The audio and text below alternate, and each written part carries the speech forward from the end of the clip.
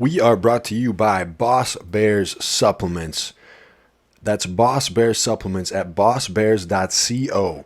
Hard work, consistency, and determination are difficult to sustain when your mind and body can't keep up. Fuel your body with what it needs to perform like a boss. Whether you're closing deals, pitching a new business idea, or training in the gym, Boss Bears take your hustle to the next level. Our ingredients are the highest quality with potency and serving sizes that are the gold standard in the industry. Check out all of Boss Bear's products at bossbears.co. They have apple cider vinegar gummies. They have ashwagandha. They have all kinds of supplements in delicious gummy form. They also have them in pill form if you don't want the gummies. I prefer the gummies. They are delicious, and I've tried the apple cider vinegar. They are very good. Use code Nicky at checkout to save 10%. That's bossbears.co, code Nicky. We are brought to you by Clout Power Supplements. That's KLOUTPWR.com. So here I have the protein, the Cravings protein from Clout. This one is the salted caramel. This is some of the best protein that I've ever had in my life. It's actually delicious. I like the salted caramel and the cinnamon swirl are my two favorites.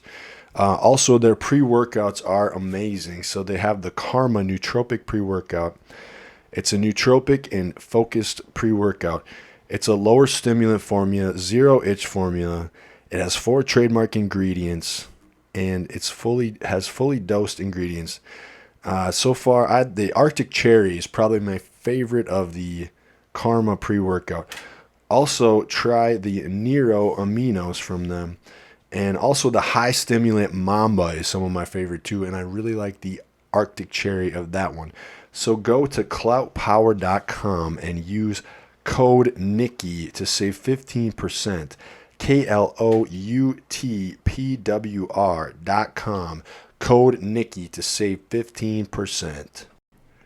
Hello, everybody. Welcome to the Nicky Free Podcast. We are here with my boy Tim Harris. Tim does many different things, but one thing he does is Muay Thai. And actually, on the 29th, Tim, you have a fight coming up, correct? Yep, a month from now, I have a fight in Bellingham, Washington. Nice. Well, at least that's the event that's there. I'm actually still waiting to hear back as to whether... Because you don't know who your opponent is yet, right? Right, or if I've even been matched. But, I mean, for all intents and purposes, I mean, I have a fight on the 29th. I'm preparing for it. I've been preparing for it, so... I know you've been training. You've been cutting a lot lately. Yes. And how's it... Because, so... Tim will come into the bar where I work, and he's just ordering LaCroix. Yeah.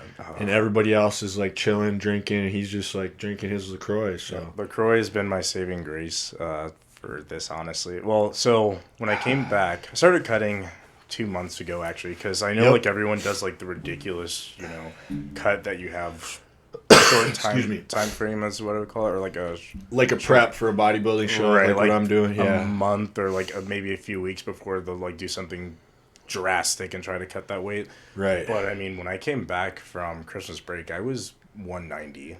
And that's not normal for you. Yeah, that's not I walk around at 175. Right. If I'm fit. 190 South Carolina food will do that to me, that nice southern cooking. Oh, I just went to town. Yeah, because where are you from again? Yeah, I'm from Greenville, South Carolina. That's right. So, and that southern food's covered in butter. And oh, yeah. And immediately when I get off the plane, the first thing I always want to go to Bojangles first, or is that barbecue? It's actually fried chicken. So it's like Popeyes. Fried chicken. Yeah, it's like Popeyes, but in my opinion, better. It's better.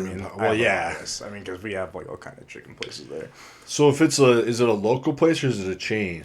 It's a chain. I think only in the south. But still better than Popeyes. Yeah, it's a southeast chain. But you start eating all that comfort food, dude. Then and it adds up. And then I was on a cruise too with my dad, and that was. Now, what are those cruise ships like, dude? So I went on a Norwegian cruise. So what happened originally? I was supposed to go on a cruise with a bunch of buddies of mine in college, and then COVID happened. So then they, they didn't give me my money back. Yeah, but they gave me credits for a future cruise. And so scheduled that, and I was like, all right, cool. I'm gonna take my dad on a cruise. Like this would be fun. It'll be our first father-son trip. Right. So, oh my bad. Oh, you're good. And I was like, oh, this is gonna be awesome.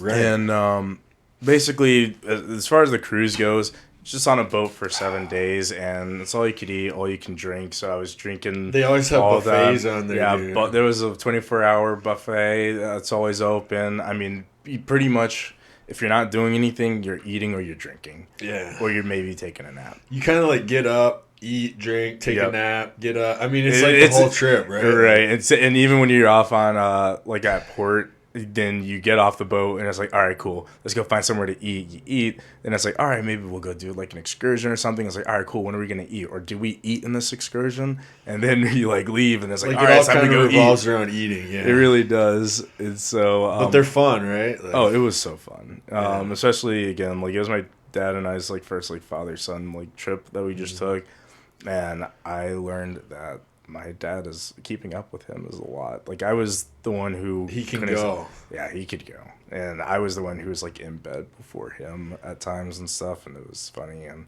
That is funny? I wonder what that like. You just more like like I'd be the same as you, dude. I'm like, if I don't get my workout, my proper sleep, my proper Right. nutrition, I'm just like no good. yeah, I was just all conked out. I even like tried to be good about it. I tried to wake up like on the boat and take advantage of their fitness gym. So I would wake up every morning. I'd wake up, go to the gym, do like my workouts, and thank God I did, because I'd probably be even heavier than when I came back. Oh, you right? felt like shit. Yeah. Right.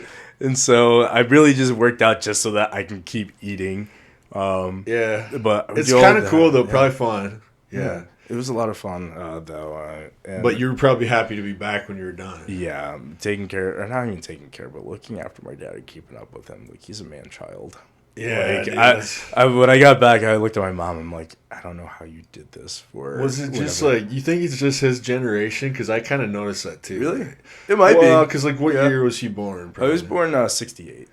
Yeah, they're a different breed, dude. And a lot of those dudes, they're still like kids. They really are. Like even my dad, he's like, I mean, he's super an adult, like takes care of business and everything, but like he is like, he's not a dude, like he's still kind of like a motorhead, like he like he put together this it's a 442, I think.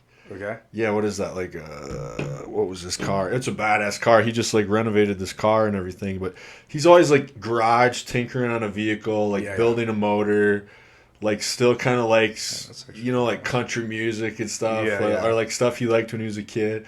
I don't know, dude. They were like that. Like they like, it was like for him, it was like race cars, drinking, partying out. Like I have all that stuff. he could still outdrink me like nothing. Like I don't get it. and get up the next day and do chores in the morning. It must be like that like, generational thing, and also because it's the same generation that like kind of looks down on like us today as for like being on our phones all the time. And all that stuff, Well, he's on his fucking phone all the time. Yeah, too. my dad's on the fucking I phone. remember when I got his iPad. Yeah, when phones first started, I remember he would like make fun of all that shit, like Facebook and like because it is stupid, like social media. But then, like the minute him and his friends got on it, it's now like, you can't get them off. They're sending each other fucking like political memes and shit all day, and they're doing Facebook shit all day. Right, it's hilarious. I come home now every time, like I'll see my dad chilling on the couch, and my mom and my sister all on their iPads. I'm the one who comes home because I don't see him that often, right? Yeah. And I'm like, everyone put your devices down. Like, I'm here for however long Yeah, I like want. you actually want to spend time it's with like, them. let's actually do something. And it's like, all right, cool. We can sit on the couch and all play on our phones or like watch TV. I'm like, that's not.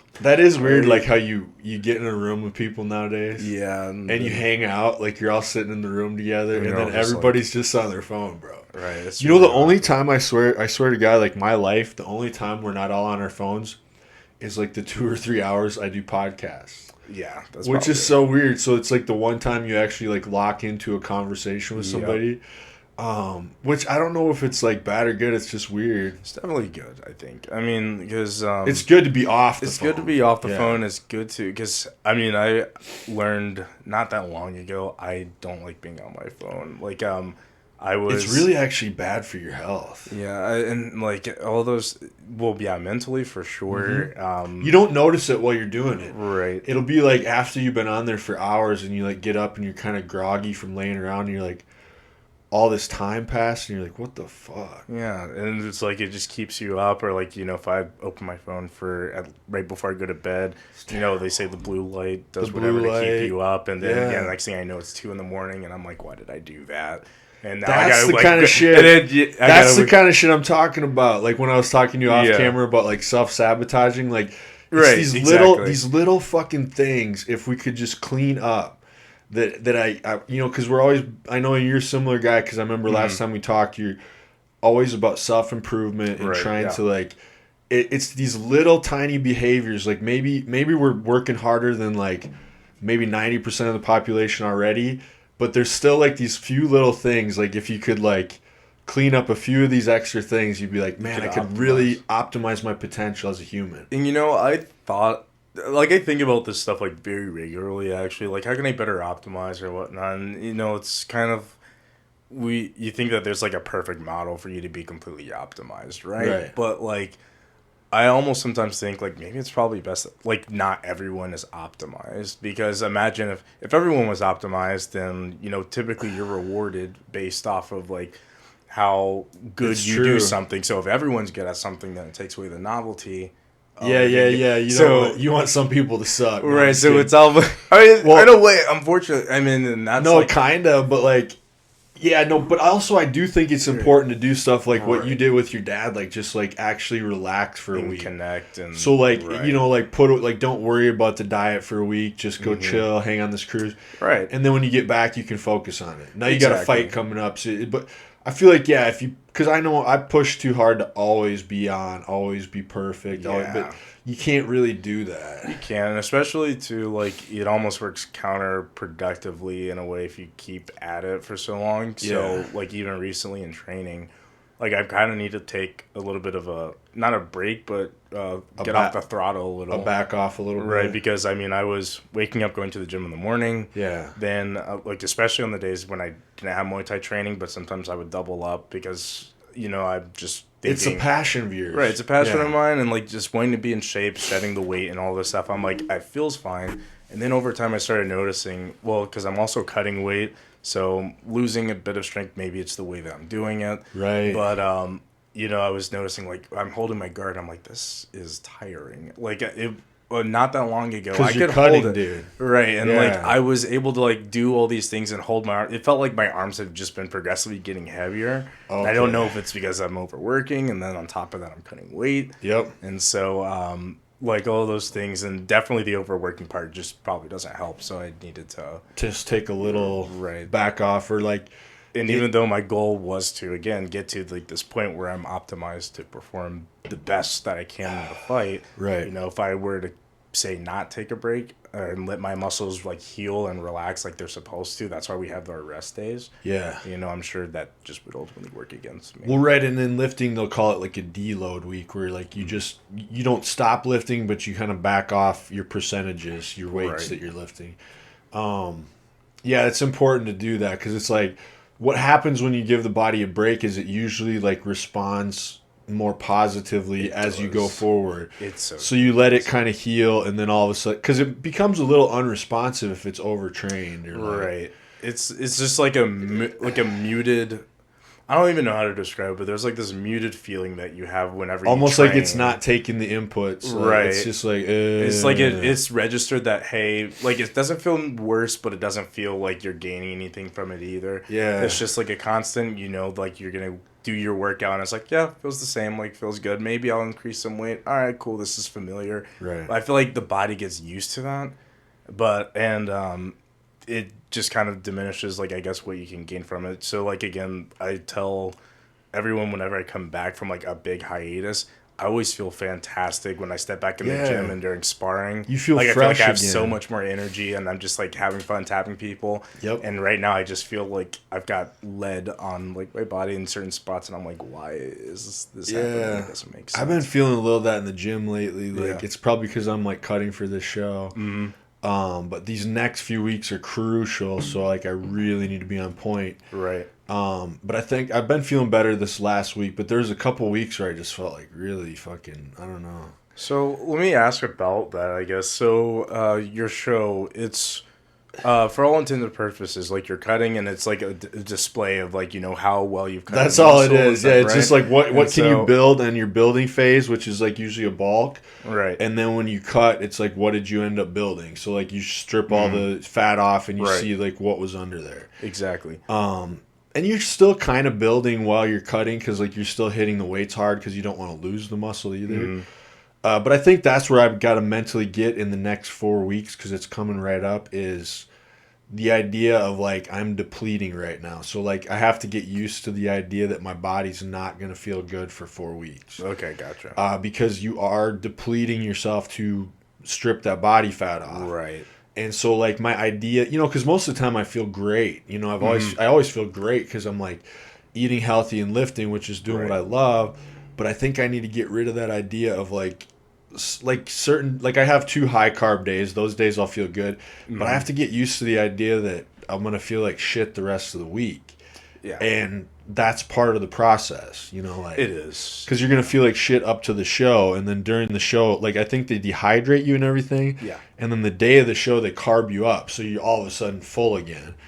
Yeah. The day of this, like before you go out, before you go on stage. Yeah. So it's like you're so depleted, and then they carb you up, and your muscles just fill out, dude. It's crazy. Oh man, I didn't even. know that. You can't do it too much, or they get what's called like an overspill, I believe, where you get too fluffy. Yeah. Yeah, so it's like they do it just enough to like get all the basically your glycogen back in the muscles, and you like, and then I'm like, so now my coach just got back from his trip, so I'll be doing like 2 posing classes a week again. Okay. So these next 4 weeks are going to be fucking crucial, and I think I've just mentally been a little like it's been like fucking with me. Yeah, mental fatigue. I'm like, oh shit, it's getting real. Yeah.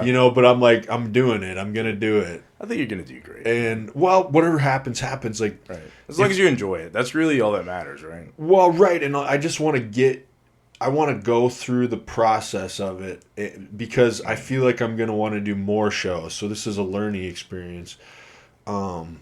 So I don't know. It's kind of that weird thing of the unknown too, right? Right. Yeah. Like you remember the first time you ever did something like Muay Thai, like my first your first fight, walking into it, or your first like sparring, right.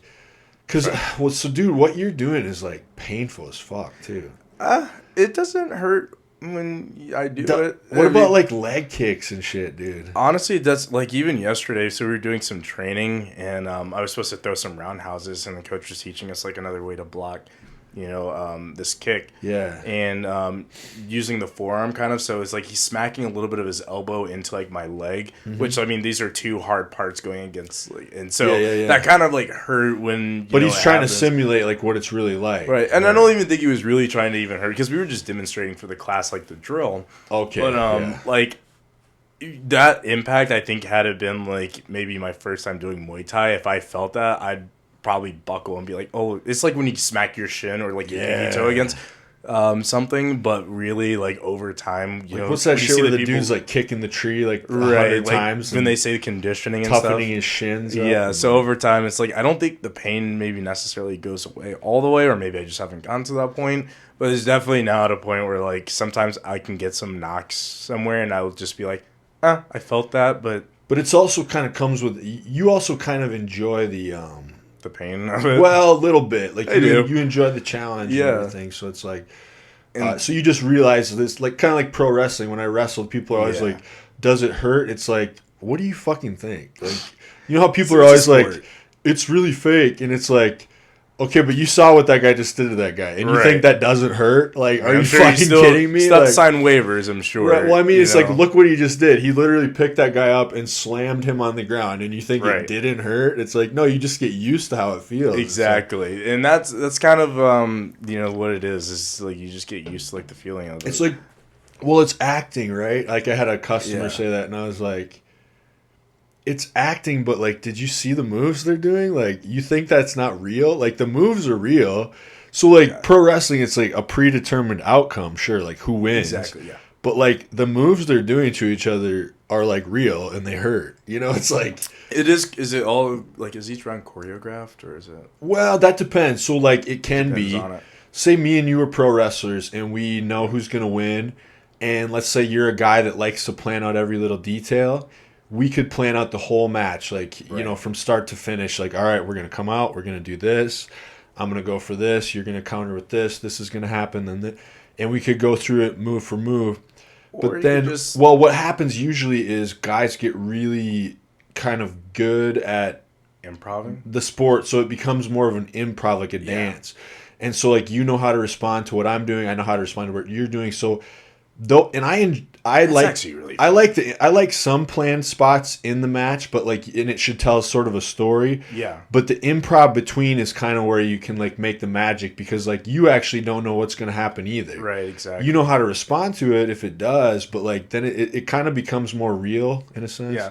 I like improv. Yeah. I want to go back into just kind of watching like, you know, wrestling again, because another friend of mine just recently talking about like WWE and like, you know, wrestling and all that stuff. It's been getting good again lately, I've heard. Yeah, and so like everyone's like into it, but also too like when I have kind of sat down and think about it, like it's actually quite impressive. Yeah, like, because I mean it's just like anything else. It's a performance, but again, taking the improvisation aspect of it, like we just talked about, or the art part. The art part. I mean, I can see how it's fun. It's no different than almost like if I was a kid, I used to play, you know, on the playground with my buddy or whatever. Yeah. But the difference is maybe you didn't know who was gonna win, but you're pretty much like doing stuff and you know how to respond to like what you're doing. Like, you know, you point like a little gun at like someone, a fake like gun. someone plays. Yeah. You Dude, know, that's playing when you're a kid. That's funny. So I mean, like, you know, imagination. not to deprecate it in that sense, because it's very similar to that. Yeah.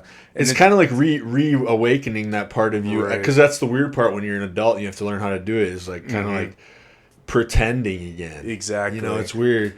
With the aspect of being able to tell a story too, and like being able, knowing that you could have X amount of people looking at you, your expressions need to be as big as possible. The crowd has to matter. Yeah, like, so there's certain guys that are so good at it that it becomes almost like art, you know? Exactly. Like, those are like the best dudes at it. But yeah, no, I was like, so at work the other day, they have like Peacock Network on the TV. Yeah. And I put on some like WrestleMania 14 while I was sweeping, and I was watching it. And then I was in the other room and it was still on, and like this girl that I work with, like all of a sudden she went to the back room and she like got stuck watching it. And I'm like, where'd Kayla go? And like I'm like, oh my God, she got enthralled by the wrestling, didn't she? And I like walked back and she's like, this is actually good. And she's like, she's like, if it was, I didn't think wrestling was like this. Like, if it was like this, I would, you know, because it kind of like South Africa, right? Yeah. So it was kind of like, wow. Like she was like, it was 1998, and it was like, remember China? Yeah. It was like Triple H and China and like somebody else, and like China must have been beating on some dude. So you get this big ass woman. So of course she got like, what is this? I've never seen any. And it was kind of weird because it was like, man, that era really was enthralling, you know, like. It really was. I mean, because I kind of came on late to my little bit of like, you know, wrestling. Probably like the 2000s. It was like 2008. John Cena, yeah, John Cena. Dude, that was a good era too. You had like the end of Shawn Michaels' career. Yeah, John Cena, Randy Orton, Batista. I was a Jeff Hardy fan too. Jeff and Matt, the Hardy brothers. I mean, everyone. They came. Yeah, the intro and everything. They came to Greenville and we saw them. They have like the best intro ever. It was. I mean, they're fun. They're always fun to watch. And so like that was kind of the era that like I came into like the scene of. I don't even know all the technical stuff because I was in elementary school, middle school. But that was a dope era. I do remember. I could see why the Hardys would be like, oh yeah, the action figures were the shit, dude. So, but wrestling has been a solid. I'm gonna say American staple. I mean, like performance wrestling, right? And overseas, they watch it too. But yeah, like because when did like the first one really get started? Like 19. Like the first WrestleMania is something of that caliber. Because wrestling used to be like territorial. Okay. So it was like, yeah, like that's the history of wrestling. It used to be something where like, say like in the 70s, me and you were wrestlers. Like, yeah, we would go like wrestle for a local territory, and they would have local TV, and and there was little local ones all over the country. And you could travel and go to all of them. So, like, you're coming from a different one, working a different, you know. And so, like, it was weird because like a lot more people could make a living doing it. Yeah.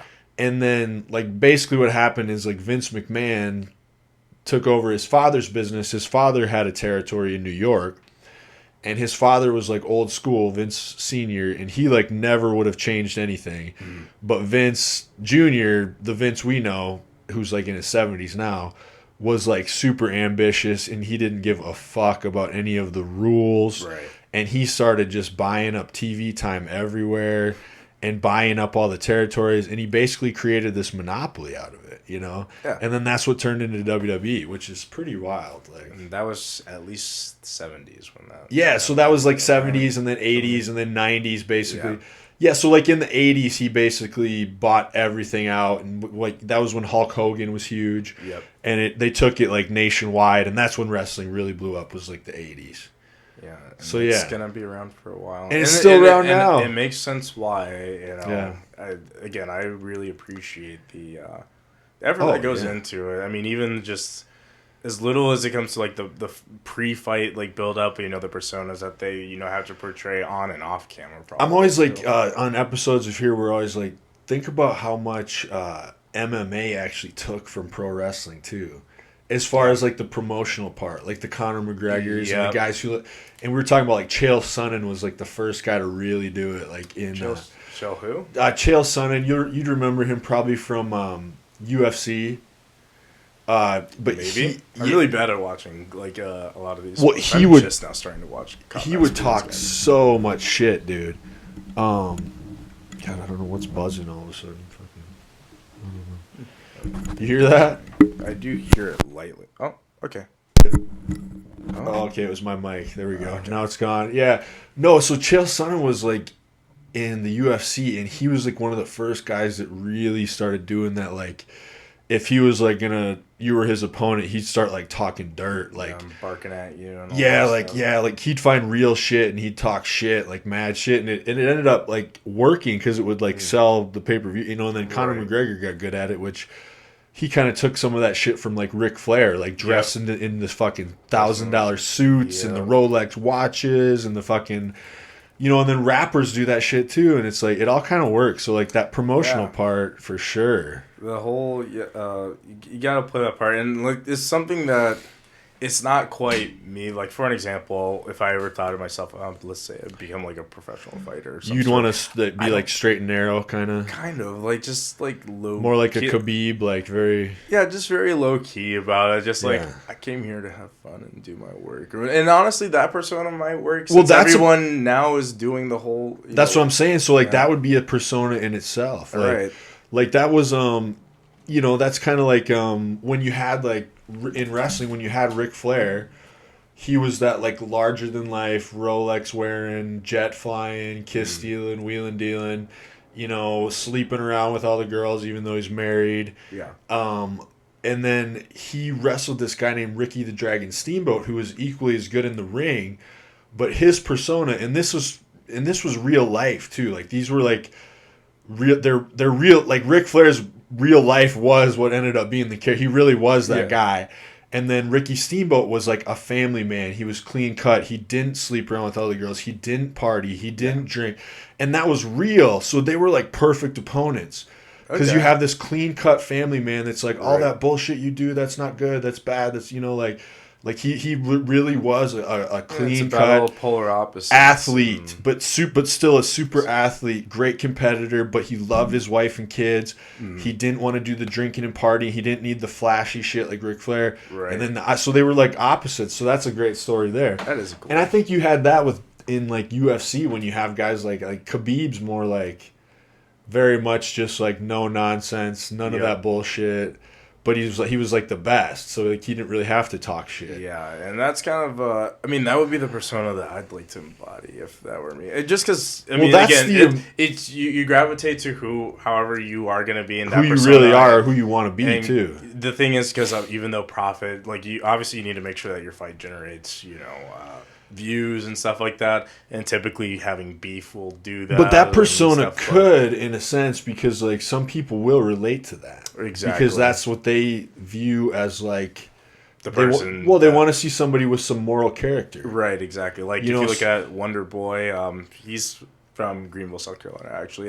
Yeah. Stephen Thompson in the UFC. He's, I think, kind of portrayed as, I mean, first of all, his name is Wonder Boy, you know? Yeah. So that can almost kind of tell you he seems like, you know, the all-American kind of Right. good, moral, like, all-encompassing, you know, And virtuous he's person good. in a way. And, yeah, he's fantastic. I mean, I love watching him every time. Like, he's got, I think, a taekwondo or, like, a karate background for sure, definitely.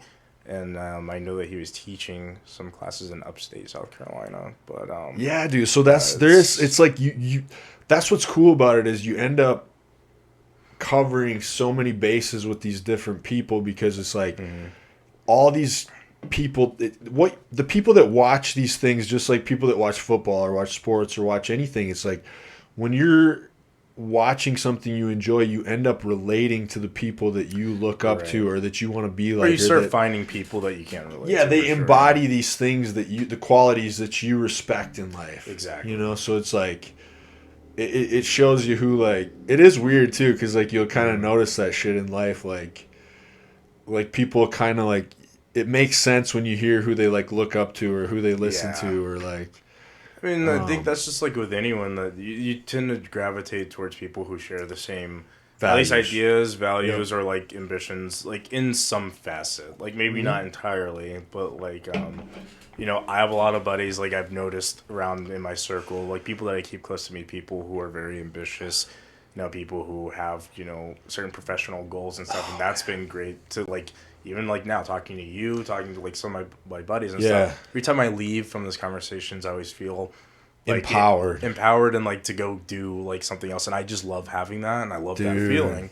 So I do too. I need more of that in my life. That's why, I mean, the thing is, it's just going to probably come to you in the way that, like, it's not like you have to go out and try to force it. No. But when you're around those kind of people, man, it just, everything starts feeling more, possible. Right. Possibilities start to open up to you. Like, if you're around a bunch of people that are just constantly like, man, yeah, I could never do that. No, how do those guys do that? That seems impossible. I couldn't do that. Right. No, me neither. We should just go get a beer and just like eat a cheeseburger and like. Right. Yeah. That's for those other ambitious people. We'll just do this. Yeah. Let's just, you know, if you're around them, you're gonna start thinking the same way. Yeah, and I don't like that. And I can understand like some people are okay with that, but I'm just not. There's nothing wrong with that. There's nothing wrong with it. Yeah, but I'm just not that person. And but if you don't want to be that.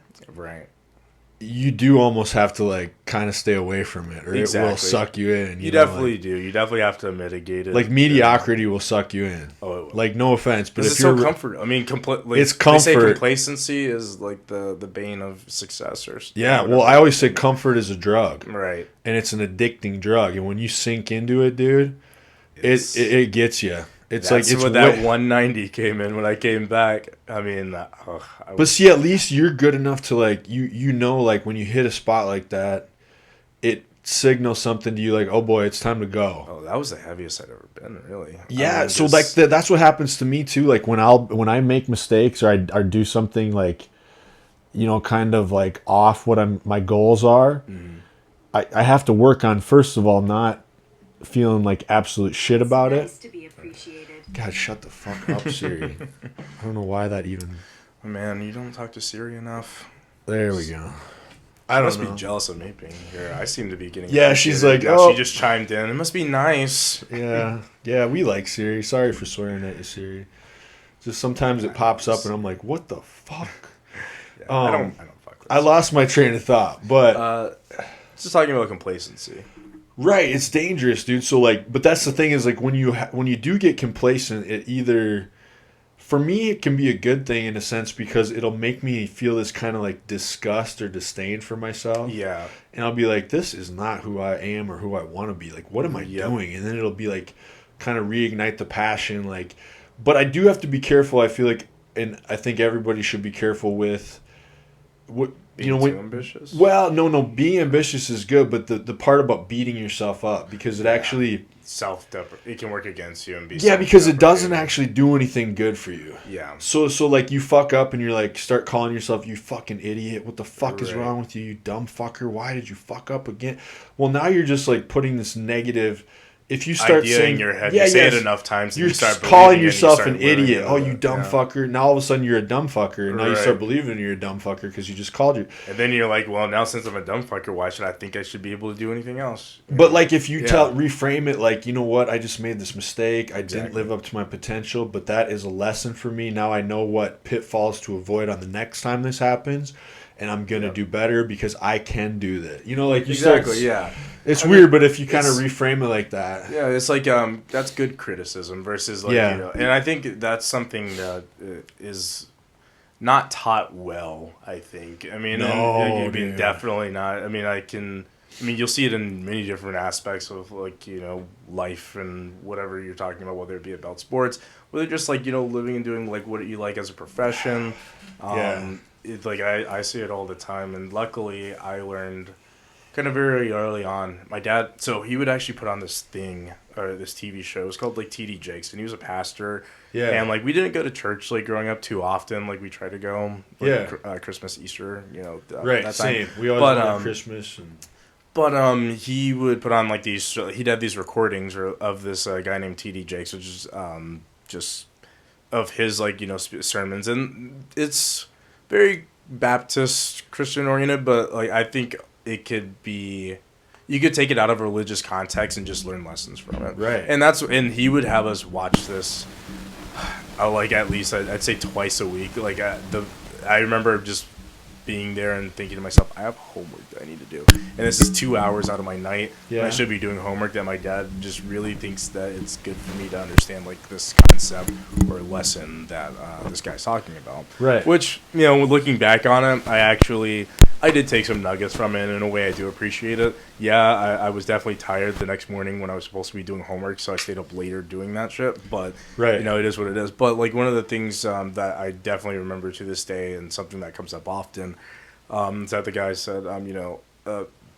learning to become comfortable with being uncomfortable, or that being uncomfortable means that success is around the corner, or, like, you know, an opportunity is around the corner. That's huge. Like, that's one thing I've learned about with like doing more entrepreneurial stuff is like when it starts feeling like really, really hard and like you're about to like lose your fucking mind. Yep. That's actually when you're getting more successful. Exactly. Like where it starts feeling like you don't know how the fuck you're gonna like even get by another week. Yep. Like that's usually when shit's like going really well for you actually. And it's like the strangest thing. It's like I don't want to feel this stressed out all the time. But if like you can handle the pressure and you can get through it, that's when good shit starts happening. Right. And so like it's almost like so we say complacency is bad, right? And I would like to think that at some point, probably like retirement age, is when you kind of settle into like you've gotten to a point. Well, there's going to be some point where you're so old, like you're not going to have much of a choice. You're old, or you've gotten to kind of where you're okay with not being ambitious anymore. You've kind of gotten all the things that you kind of want. You could maybe sit back and relax. Exactly. So I think having that feeling of having to feel uncomfortable all the time until like you get to that point. Yeah. Like I can see like not everyone has the I won't say capability, but I can see how people can get dissuaded, I guess, by that, because it's not being uncomfortable is not a good It'll feeling, send them right back to something comfortable. Right. Yeah. And like being uncomfortable is not, you know, naturally we're not meant to be, say, uncomfortable. We seek as comfort. Right. Yeah. And our bodies, just as a natural thing, like we optimize to be comfortable. We optimize so that we can be good at least our very basic functions of what we're doing. And so like, you know, if I'm coding and I'm typing all day, and I'm talking about this because I actually go to the chiropractor now, and this is just like a recent thing. But if I'm sitting like this all day, my body's gonna optimize for me to kind of, you know, be in this position. Oh yeah. And then my spine's gonna like be all wonky or whatever. It's gonna go against like some other things. But as far as like the goal of being in the most optimized position to perform the task, that's what I'm doing, and that's my body getting comfortable. Right. However, the counter to that, or why I don't want to be uncomfortable, is because I want to do other things. I have other goals, like being in Muay Thai, wanting to make sure I have a healthy stature for, you know, long-term stuff. So I need to actively try and do. So you have to counteract those. Yeah. And so things that bring your posture up and back and open, like that's the opposite. Like you get so like, exactly, like, just it's so comfortable, and like in it. Honestly, it doesn't hurt me when I'm in this position, despite like that slow time of my body getting comfortable in that position. Right. Like, in fact, I feel comfortable just like this because this is what I do all the time. Yeah. But if I want to ultimately have or achieve those future goals that I have for myself, at least like physically wise, I'm gonna have to put in that work and put myself in a position of being uncomfortable, which is me sitting up straight like this often. Oh yeah. And like going to the chiropractor, making posture, sure, like, I do stuff. Having good posture, because I know that in the long run that's gonna bring me closer to where I want to be. Oh, 100%. And anybody that has a sitting job like that, that's what you have to focus on, right? Is like counteracting that stuff. It's so difficult these days. I'm trying to fuck with this. I keep hearing the buzz again. I don't know which one it is, bro. Can't be me. No, I don't think it is. Oh, now made it worse. Hey, now it's gone. Oh, okay, cool. I finally got it. Okay. Knock something around. I don't know why, dude. That shit drives me nuts. Like I get like one little thing like that, and I just can't focus until I fix it. It makes sense. Now it's gone. You hear like, it's gone. Thank God. Okay, so we're back on track. But I'm no, very like much things. I 100% agree with you. Like, I feel like every good thing I've ever done in my life has been something where I've had to become extremely uncomfortable. Yeah. So, like, even the first time I got inside of a wrestling ring, like, in a weird way, I did feel comfortable. Like, but also, like... Because you did all the uncomfortable work prior to Well, I mean, I definitely started lifting before I got in wrestling, so I was already in good shape. And then I was, like, 6'4". It was something that I'd wanted to do since I was 8 years old. And when I got in the ring, I made sure that I, like, the story for me with wrestling was, like, I went there, and it was, like... It's at this little training facility. It's like in this little, basically little like shed with just this building they were renting, like almost like a store, bigger than a storage unit, but it had a big garage door and there's a wrestling ring in there. Yeah. And so like I'm there to check out the wrestling school, Impact Pro Wrestling, and there's like these two other dudes there too, and I showed up like this was out of college. I was in very good shape. I was 6'4", big young kid, and I'm not trying to brag. This is just like what I was doing, That's like just how you built, dog. it was how I was built. And so like it gave me a little bit of a leg up just because of my height and stuff. If you're shorter getting into wrestling, it's gonna be harder. You gotta be better. You gotta be like Rey Mysterio. Yeah, that's what I was about to say, actually. Like I had some advantages. I was big, young, good looking, and I was white at the time. That probably still mattered a little bit. Probably. Like thank God now it doesn't, but Yeah. Well, for real, dude, like, it's not fair, but, like, back then... Yeah, when you think about it... I mean, you think about, like, the first real, like, African-American popular guy was The Rock. Right. If you think about he's it... Hawaiian. Well, he's... I mean, but still... But we do take... He's half black and half Samoan. Yeah. So, like, that's what I'm saying. So, even him, he's not even, like, full. You know what I'm saying? Like the first... Because he does embody that, like, you had that white like American. WCW. Ron Simmons was the first African American champion. I don't know if you know Ron Simmons, but he's a fucking beast. But even then, that was like the '80s, and that was a big deal. But it didn't last long. So like, yeah, it's like not fair, but it was definitely still racist. Yeah, like even at the time, like when I was going, like, because I remember like one of them was like, man, like when I went to a tryout once, they're like, you got it going for you, white, tall, blah, blah. And I'm like, what? I didn't get it. But, like, now looking back, it's like, oh, yeah, because that was still a thing. Like, actually, they've made a lot of progress with that, like, Kofi Kingston. Yep. Like, he's, like, what? The first, like, even still, they haven't really done a lot of different, like, ethnicities as champion. Yeah. Like, Kofi Kingston. They have, who's...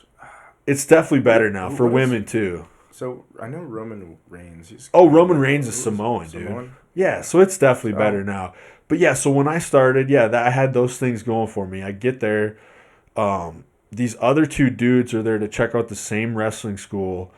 And they're like, one of them's like this little fat dude with like a dog collar with spikes on, so very goth looking. All right. And the other one was like some skinny. And they both just kind of like look like dirty, like rockers or something, which that's cool. Yeah. But... I remember we all, like, a bump is when you fall on your back in the ring. Yeah. And so that was, like, the first thing we had to try doing. And I remember I, like, jumped up as high as I could and landed on my back because I'd been, like, practicing it, like, in the yard and shit. Like, yeah. And just, like, because this is something I wanted to do so long. So, like, trampoline, I would do it on the grass, like on the hard Right. ground. I would just jump up and learn how to like land on my back. And so I did that, and they're like, whoa, you know, and I was like, and I felt fine because I practiced it. And then the other two dudes kind of did it like once, and they were like, oh, fuck. And they like never came back again, you know, because like it hurts. Yeah.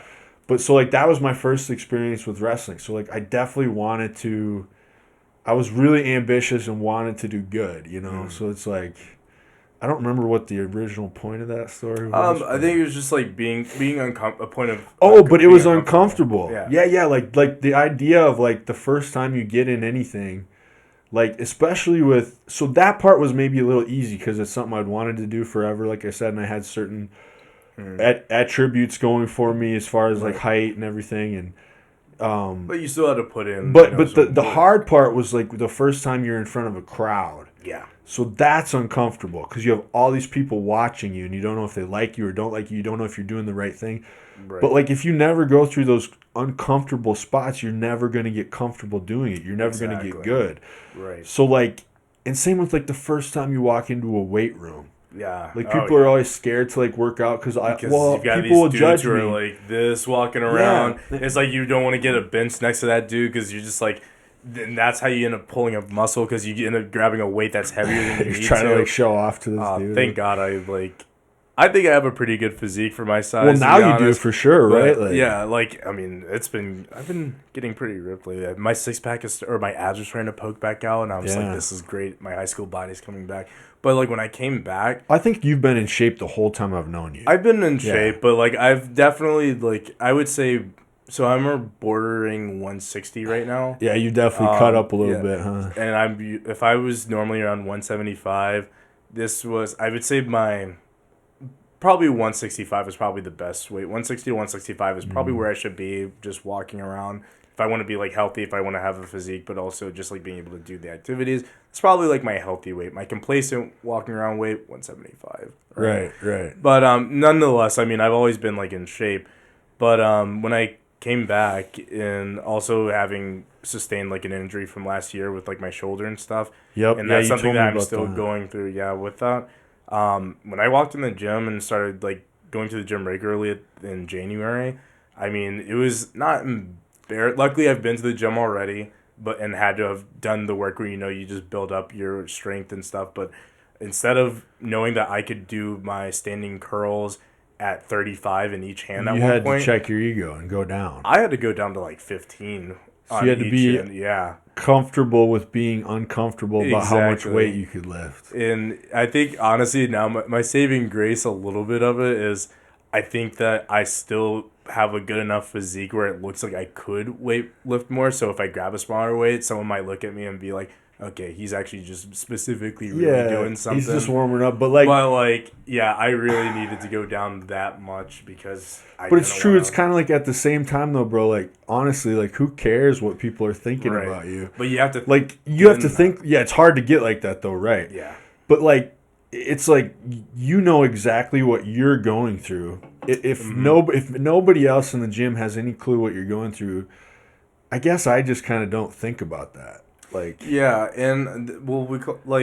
this is what... I stand by or, like, live by as, like, stay in your lane, really. Or, like... Always just be focused on, don't worry what everyone else is doing. Focus on what you're doing. Focus on what you're doing always. But so like somebody comes up like, why are you lifting so light? Be like, well, I had an injury and I'm just getting back. So I'm starting off. I don't want to like overdo it. Like even when I have clients in the gym, like they sometimes they worry about, I'm like, don't overdo it. I'm like, we're just starting. You've never done this. Like actually, like Pepper's training with me now. Oh, really? And it's so funny, dude, because she's doing so good for one thing. Oh, that's awesome. But it's funny because she's like, after the first day, she's like, I'm sore in like muscles that I didn't even know I had. I'm like, yeah, that's what it's like when you start lifting for the first time. It's like, she's pretty athletic naturally, but she's never really lifted. Okay. So like, she has a good physique, like naturally, just good genetics. So she's always looked good. Yeah. But now she's like lifting, and it's crazy. Like she's like super like. Oh man, just sore as fuck. And get better. Today she did legs for the first time, and I'm like thinking like even like just her doing the sled, like all she could do is the sled, no weight on it. I'm like, damn. I'm like, I'm like, in a few weeks, you're going to have plates on both sides, Yeah. guaranteed. Oh, that beginner. Legs go fast. That yeah. beginner, like weight Gains, increase, yeah. like the gains that you get. Oh, it's so fun. Like They call that like newbie gains. Yep. Yeah, newbie I gains like are the that. shit, dude. And then because again, I think I started, like the first time I really started going to the gym, I was curling like again the 15s. Yeah. And then I finally brought it up to like 35 at one point. I was doing both arms. And now I think that's when I overdid it because I have like this knot in my arm. So I think Really? that might have been a collapsed like muscle or something. Have you ever tried like going to a massage therapist or anything? So right now. I'm like, they can usually get some of that shit out. Really? Like, I mean, this has been here for years. Oh, I don't know. So I don't know. I'm just talking out of my ass. Honestly. I have no idea. Like, I mean, maybe. I mean, it's grown on me. It doesn't really hurt or anything. So I mean, this one might be fine. But definitely, at least going forward. I mean, but it's just still always been so something might actually be disattached and just like rehealed. I think that's kind of what happened because Yeah. I think I almost remember exactly how and when that happened because I remember doing something and hearing a pop. But looking at my arm, nothing looked wrong. Nothing didn't feel any wrong. So But it's just kind of been like that ever since. Yeah, and then I just like woke up. I just noticed it one day, like, what is this knot? And then I went to the doctor, and I was like, hey, I have this knot here. Is it What like did he say? 9 times? He was just like, looks probably like a collapsed muscle or Okay. or something like you had a tear or something. And then, So it probably just tore and then it healed the way it is now. Right, and like. It didn't register to me at the time. I do remember internally hearing or feeling like a pop as I was doing it. And it probably is not hurting anything too bad, so it's like... It didn't hurt, so I just didn't think anything of it.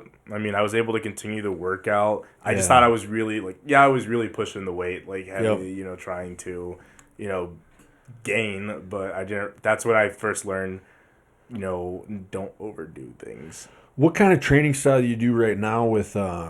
for your Muay Thai training, like just basic lifting to kind of try to keep some muscle on for that? So I always have I have a fail-safe exercise or like routine that I always kind of do. So as far as with the idea of wanting to lose weight, one, I know that the fundamentals of it, put yourself at a caloric deficit, increase cardio or, factor in some cardio somewhere in there. Yep. But then also weightlifting and strength training is important too to, help burn that stuff off as well. Yeah, definitely. And so with my fail-safe routine, I would always do kind of, I call them like 2 rotations a week. So in the first rotation, you have a day of, chest and arms. Then second day, I do like my back and shoulders. Then third day is legs. And then I do that rotation again the next 3 days. Some days you rest. So that makes sense, totally. Yeah. And now that I'm doing Muay Thai, so I do Muay Thai 3 days in the afternoon, at least 3 days a week in the afternoon.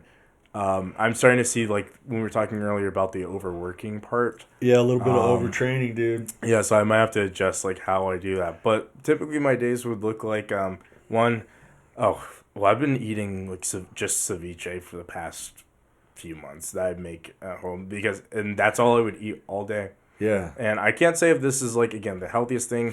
I don't have a nutritionist or, any formal, let's say, nutritional guides for this. I just kind of picked up along, tried to find the safest way to put myself at a caloric deficit. Yeah. But I've just been eating basically the same thing for the longest time, just trying to make sure I consistently go and work out these muscles and then also... go to my training so that I can not only get technically better, but that's also another time of, exercise. And I would wear like a sweatshirt when I train too to like sweat it out more. Sweat it out more. So that's kind of what training looks like for me now. It's kind of not stabilized, but like the big upfront work of it just being like hell is kind of past. But now it's like the routine of I go to the gym on days when I have Muay Thai. I'll go to that training. Some days I do end up just kind of crossing over and doubling, but I'm trying to minimize that as much as possible. That way you have a little more energy for your Muay Thai days, right? And you're not overdoing it. And I think now the issue is now that I am losing more weight and the strength that I think that I will need, or the muscle endurance, and like I was saying earlier about my arms being tired, holding up. My guard or making sure I have enough energy. Now I have to really think about, instead of just eating the same thing every day, maybe my diet, I need to factor in more carbs or like something that's going to give me energy. Probably gonna need, because you're an athlete, you're gonna need some carbs in there. Exactly. And so like factoring in changing my diet, and even though we're like 4 weeks out from when the fight would be, I've only got 5 pounds really I think that I need to lose before that. And I think we have a buffer between 155 and 160. So I'm already there. So probably before your fight you shouldn't really change much. Just keep doing what you're doing for now. But I also don't want to feel like crap. Yeah, that's true. So I'm trying to make sure I don't feel like crap. Yeah, maybe just add like some carbs before your lift. You know what I'm saying? Like like pre-lift and maybe a little bit after the lift, just surrounding the lift kind of to support it. Right. And I just have a habit. I mean, I'm fortunate enough to have grown up with the habit of eating healthy. So like I come home, I eat the salmon that I caught. Vegetables, always gotta have a vegetable, but I'm really bad about like having a grain or a starch. Like you don't eat those. I do when I remember to, but like making just add in some like rice or potatoes. Yeah, I really simple stuff. It's very simple, but yeah, I just for whatever reason I've gotten the habit of just a meat and vegetable. Well, I mean that might be why you're so healthy, dude. Could be. I mean, at least that's why it looks great. Like, don't get me wrong, the appearance of my body looks lean, fantastic. Keeps you lean. But on the inside, like, I care definitely more about like what's going on the inside, because again, when you're trying to perform, you're gonna need more carbs. I can tell you that. As an athlete, like you're gonna use up those muscle glycogen stores, and like, that's what you're gonna need to start adding carbs. I think. Yeah, that's gonna be your next. I think that's the thing that I'm trying to figure out.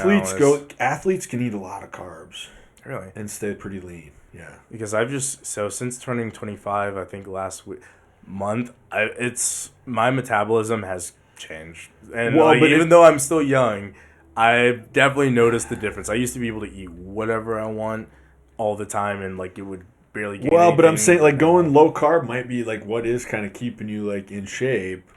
But maybe just play with some carbs, like especially to support your lifts and support your Muay Thai training. Right. And it doesn't have to be crazy. Like even like I just use white rice and potatoes, like just very simple, clean. People are always like white rice. It's like white rice because it's quick. I'm not worried about it digesting slowly. I need the carbs. I'm eating them to refuel my muscle glycogen stores. So like, people would be surprised at how like much carbs bodybuilders eat, like really? Even when they're lean. I can believe the thing is I can believe it, I can see it, but even like the female bikini competitors, like they eat a lot. Like you have to. I mean, your body needs the fuel, and that's why I really need to start like thinking nutritionally, like while what I'm doing is very also you can be in a deficit and eat carbs, and you're not going to store any of them because you're in a deficit, so you just burned all that off. Really? Walk me through. Give me a consultation. So a caloric deficit means that for the day, everything you intook, you burned off. Right. So it's going to go into your system. It's going to repair things and stuff. But like you're in a deficit, that means you actually used more calories than you took in. Exactly. So like you're not going to like. So like the idea that those carbs are going to make you fat is like non-existent because you're in a deficit. Right. Yeah. If you were in a calorie surplus and you ate the carbs, then you would store them. Right. Same with that's like how the kind of like the bodybuilding thing works. So like I will be in a calorie deficit. So let's see, 5 out of 7 days of the week. Okay. And then I have 2, they call them refeed days, where I'm like high carb, and that's to kind of keep supporting the muscle growth. Right. So on my high carb days, because I am going to be in a surplus those days, I don't have any fat intake. Because the fat intake then will get stored as fat because I'm in a surplus. Because I'm in a surplus. Now on my deficit days, I'll be taking in fat and carbs because it doesn't matter because you're going to get burnt off anyway. And then the fat's good for your hormone production. It has a lot of benefits as well. So like a bodybuilder diet tends to look like, eggs, egg whites, white jasmine rice, potatoes, lean meat, fish, usually a lot of fish, shrimp, chicken. It's just the basics, just basic stuff. Do that the last time. I know, just the basic stuff. Yeah, I haven't done that since that, actually. But that was one of my favorites. Good callback. Yeah, that's a callback to that first episode, dude. But I remember that episode. We were talking about the world ending and shit, and like how basically like during COVID we realized like you want to be with all the crazy Republicans because like liberals Yeah. are fucked if the world's gonna end, dude. Oh They're all yeah. like, like. They're still here. I was just in the gym. Like Well, not the now that gym, but COVID's like over, it's like whatever. But like yeah, during that, you really realize like we need some people with balls. If the world yeah. was gonna end, like. Oh yeah. So I remember And, some of those clips from that. Yeah, that was funny shit, that dude. was funny. Yeah. And but yeah, back to the diet thing. Yeah. Um, so actually, my question is, so why white rice versus brown rice? Like, I know like people Well, so like I'll say I'm ignorant in the sense that I'm like I'm gonna eat rice. the and eat idea of brown like rice. brown rice is like you could either do either. So like the idea of brown rice is, or like same with whole grains, is like they digest slowly, so it releases the carbs like slowly as it digests. Where like white rice or white bread digests like immediately, basically. Okay. So like I guess for me, like I'm trying to like get like I go to the gym, so like I'll eat white rice and chicken and I want it to digest because it's going to be the fuel for the gym. Right. And then after muscle protein synthesis is high right after a workout. So then I eat rice and chicken again and I Yep. want it to like synthesize and like turn into like my muscle Right, basically. So exactly. like I actually want it to digest right away. I want the muscle glycogen stores to restore. So like I don't know. I'd have to look into it more, but that's kind of the basic idea of it. Or like it's the same reason like they'll have us eat like Rice Krispie treats right before a lift. So like What? yeah, like almost all bodybuilders do that. So like Dude, I'm about to start eating my Krispy treats before I go train. you should actually. It's the and I had that. If you go back and listen to that episode with Sonia Spill, Yeah. she was like the hormone specialist. She went into a little bit why those quick carbs are really good right before a lift. Yeah. And she's like a really big like science nerd, so she was like really good at explaining all that Breaking stuff. it down. But the idea is like you want quick energy before your lift, so you take in some simple sugars that digest immediately, like a Okay. Rice Krispie treat, and that's immediate fuel to fuel your lift. Huh. So yeah, so most like right now I only get Rice Krispie treats on my 2 high carb days, and the rest of the week I don't. But like during the normal year, like when I'm in a building phase, I'm usually like on 2 or 3 Rice Krispie treats before each lift. So and not everybody uses Rice Krispies. Some guys do like gummy bears, like Yeah, like fruit any snacks? Or? like yeah, fruit snacks like sour. A lot of them Sour Patch Kids, like any of those Oh, yeah. fruity, like because they're all simple sugars that digest. So like I am partial to the crispy treats. I think they're really. I could go with I that. put all my clients on them because it gives them like a because they are in a deficit, most of Yeah. them. So it gives them one nice little snack through the day that's going to kind of be like a dessert. Yep. But it doesn't ruin their deficit because they're still in a deficit for the day. Yeah. So they're still going to be able to lose weight while eating those. That's been like the hardest thing for me. Like I've got a sweet tooth. And Dude, I have it bad, I but have it so badly. I didn't until I got lean. It was weird. Yeah, it like there's like a point where it just like absolutely like I'll say last night. I think it's because you're lean. Your body is like seeking out sugar. It is, and it's because I don't think giving myself regular sugar because Yeah. I'm cutting and all this stuff. Yeah, last night I went to town on like 6 or 8 of those small little fruit Yeah. snack things. That's what Like- happens. You get so lean and restrict so much, then you eat one sugary thing and it sets off this chain. Like Right. eat all the fucking sugar. Next thing you know, you just ate like way too However much. right. And then you like wake up from it like, what did I just do? I think I might be okay today. Hopefully, I guess I'll see when I get on the scale. But definitely, like I like having those fruit snacks around though because I do like to try to have them. A little I'd say sugar. once a day or something. Right, and especially since another thing I've been trying to quit vaping. Since I've been doing it for the longest time too. That's and, a good thing to quit though. I know, and the not the depressing part was that I say depressing, great, but also depressing part was when I first started quitting and just seeing how better I could breathe, like how much better I could breathe, like maybe a week after I stopped.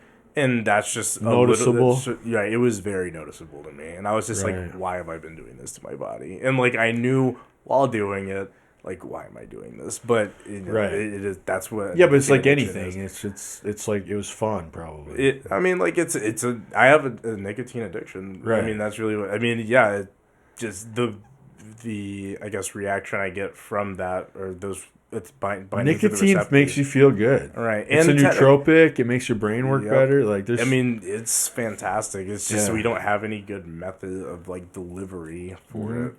Because I mean, if I could, I would. Right. But you know, since coming off of that, that definitely made me more snackish. And like, I mean, Well, and I have. I've to heard snack. people will gain weight after they quit nicotine too. Yeah. So that's the thing too. Then you're like, oh shit, I need to get back on the nicotine because I'm starting to gain weight and I don't like this. Yeah, it definitely was rough. The only thing I would be can kind disappointed of relate about to it. that is when I used to, I was a welder for a number of years. Okay.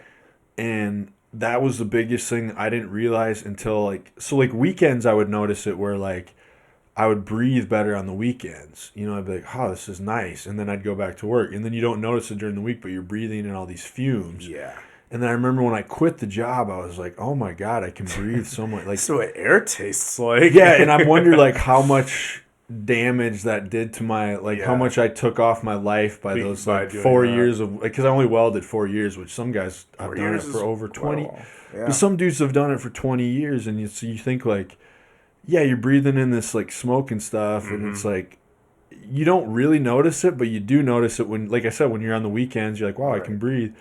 I wonder how much damage that shit does to you. I try not to think about it too much because. Well, even us just living in near the city, dude. Right. Think how much shit we're breathing in. We're totally unaware of it. I pick up on it because luckily, I say luckily, when I know the difference between me being in Redmond, like where I live now, and kind of away from like the city, and then If versus we when were I go in the city- every time I go in the city, I'm just like, this air just is not. It tastes it. bad. It tastes bad. It tastes heavy. It feels heavy. Because it is, And literally. it It's is. full of like car particles and dust. Yeah. Like, Yo, I mean, we that's- get that here too on the highway. Think how much shit we're Yep. breathing. Like, you don't realize all these little tiny particles are like everywhere. Exactly, and there's no way to like kind Yeah. of filter that out, and it's like it basically felt like when we had the wildfires, you know, like just Oh, dude, those were nasty. oh man, yeah, I didn't like that at all. It's, But that's what cities feel like, kind of. You're right. it does, and thank God I that's why one of the reasons why I don't think I could be in a city. Just I don't Dude, wanna I know I don't want to the- get used to that. Like you get here, and I love it here and stuff. But it does like something about when you're here. Like I don't want to leave because I love everything about it. Because like I mean, I love doing the podcast. There's all this energy here. There's all these cool guests here. Yep. I wouldn't have that in a little small town. You know, you couldn't like bring in all these cool people and like. Well, I mean, you there's know cool that. people You could. there's cool people in small towns too. If Dave Chappelle can bring all walks of life to Ohio for a show, Dude, Dave Chappelle think is the that fucking goat though. is. That's totally different. I mean, look, you're getting to goat status. How cool is it slowly that Dave but Chappelle surely. lives in a fucking small town in Ohio? I love that. You know Like, how grounded that keeps him? You know how actually intelligent that is of him as a comedian? I mean, because- he's always been like that. Apparently, like I mean, he tells the story all the time about how he walked away from like the Comedy Central deal. He's the only motherfucker. He even says yeah. it in this really cool way. I can't remember. He's like, I'm the guy that walked, you know, like Walked away from the Yeah, 25 million. I remember dude. exactly. You know the when line I I'm know the talking line, and it about, was like yeah. in his most recent special, I think on. Yeah, and it But was he's- he made a really good point. Right. But think about that. So like your job is to be this comedian, and like half of them get so, you know, captured by like LA and kind of the Hollywood scene and trying to fit into what's like popular and Right. like virtue signaling and like, you know, fitting into whatever the zeitgeist is going. But this guy manages to stay in touch with like real blue collar, everyday, regular, tapped into what regular people think. Even though he's going live Right. on Saturday Night Live, probably the most famous comedian in the world. He's a millionaire how many times over, but he's able to still relate to like normal Right. fucking blue collar, regular type of dudes. Exactly. I think That's- that's why he's good at what he does. Right. I mean, I think that's one of the things is like that grounding of because you got to think like it's all depending on who your audience is, and I think the persona that you build for yourself, like what I said earlier about who people will gravitate towards, it just people will naturally gravitate towards you looking for what they idealize or resemble, and it seems like at least for him, being that like he knows his target audience. He knows that he has a range of target audience. So when you hear him talk about, especially, he'll talk about rich people shit. He'll also talk about poor people shit. He'll talk about everything in between.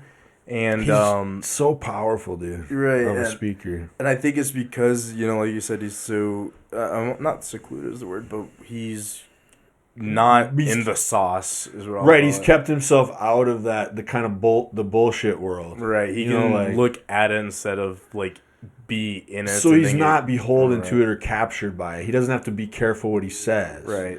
And I think it's made him a lot more profound because, I mean, as you've seen his comedy grow over time, like, it becomes more of a storytelling thing than it does. Like he's like just spitting off. he's like a prophet, he's like prolific, and he's like when something big happens in the world, you want to hear what his take on it is. 'Cause it's Exactly. like, I wonder what Dave thinks about this. This reminds me of, like, a funny bit that he also had specifically about Ja Rule. I think it was right after 9/11 tragedies. This is, like, one of his specials they did Comedy Central however many years ago. Yeah.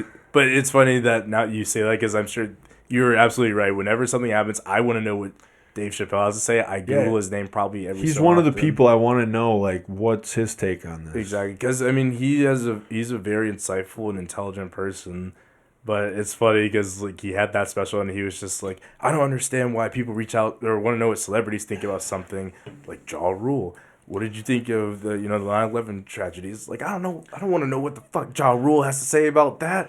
Yeah. And, add me Ja Rule. Like that was. Dude, he's so It's funny that now he's like at that point where people they want to know what he has to say. Well, because he usually has a different take, like it's like, well, because that's what happens. Like when stuff happens, you basically hear this kind of, we get this kind of like this take that kind of everybody adopts, and then you have to like look into it yourself to see like what's actually real or not, because it's like, it's like this outrage thing where everybody gets outraged about this thing. Did you hear about so and so? Oh my god, what an like, and then you look into the actual story and it's like nothing like what everybody's saying. It's Right. like, but it's weird because everybody parrots each other and they all say the same thing about it, and it's like nobody's thinking for themselves.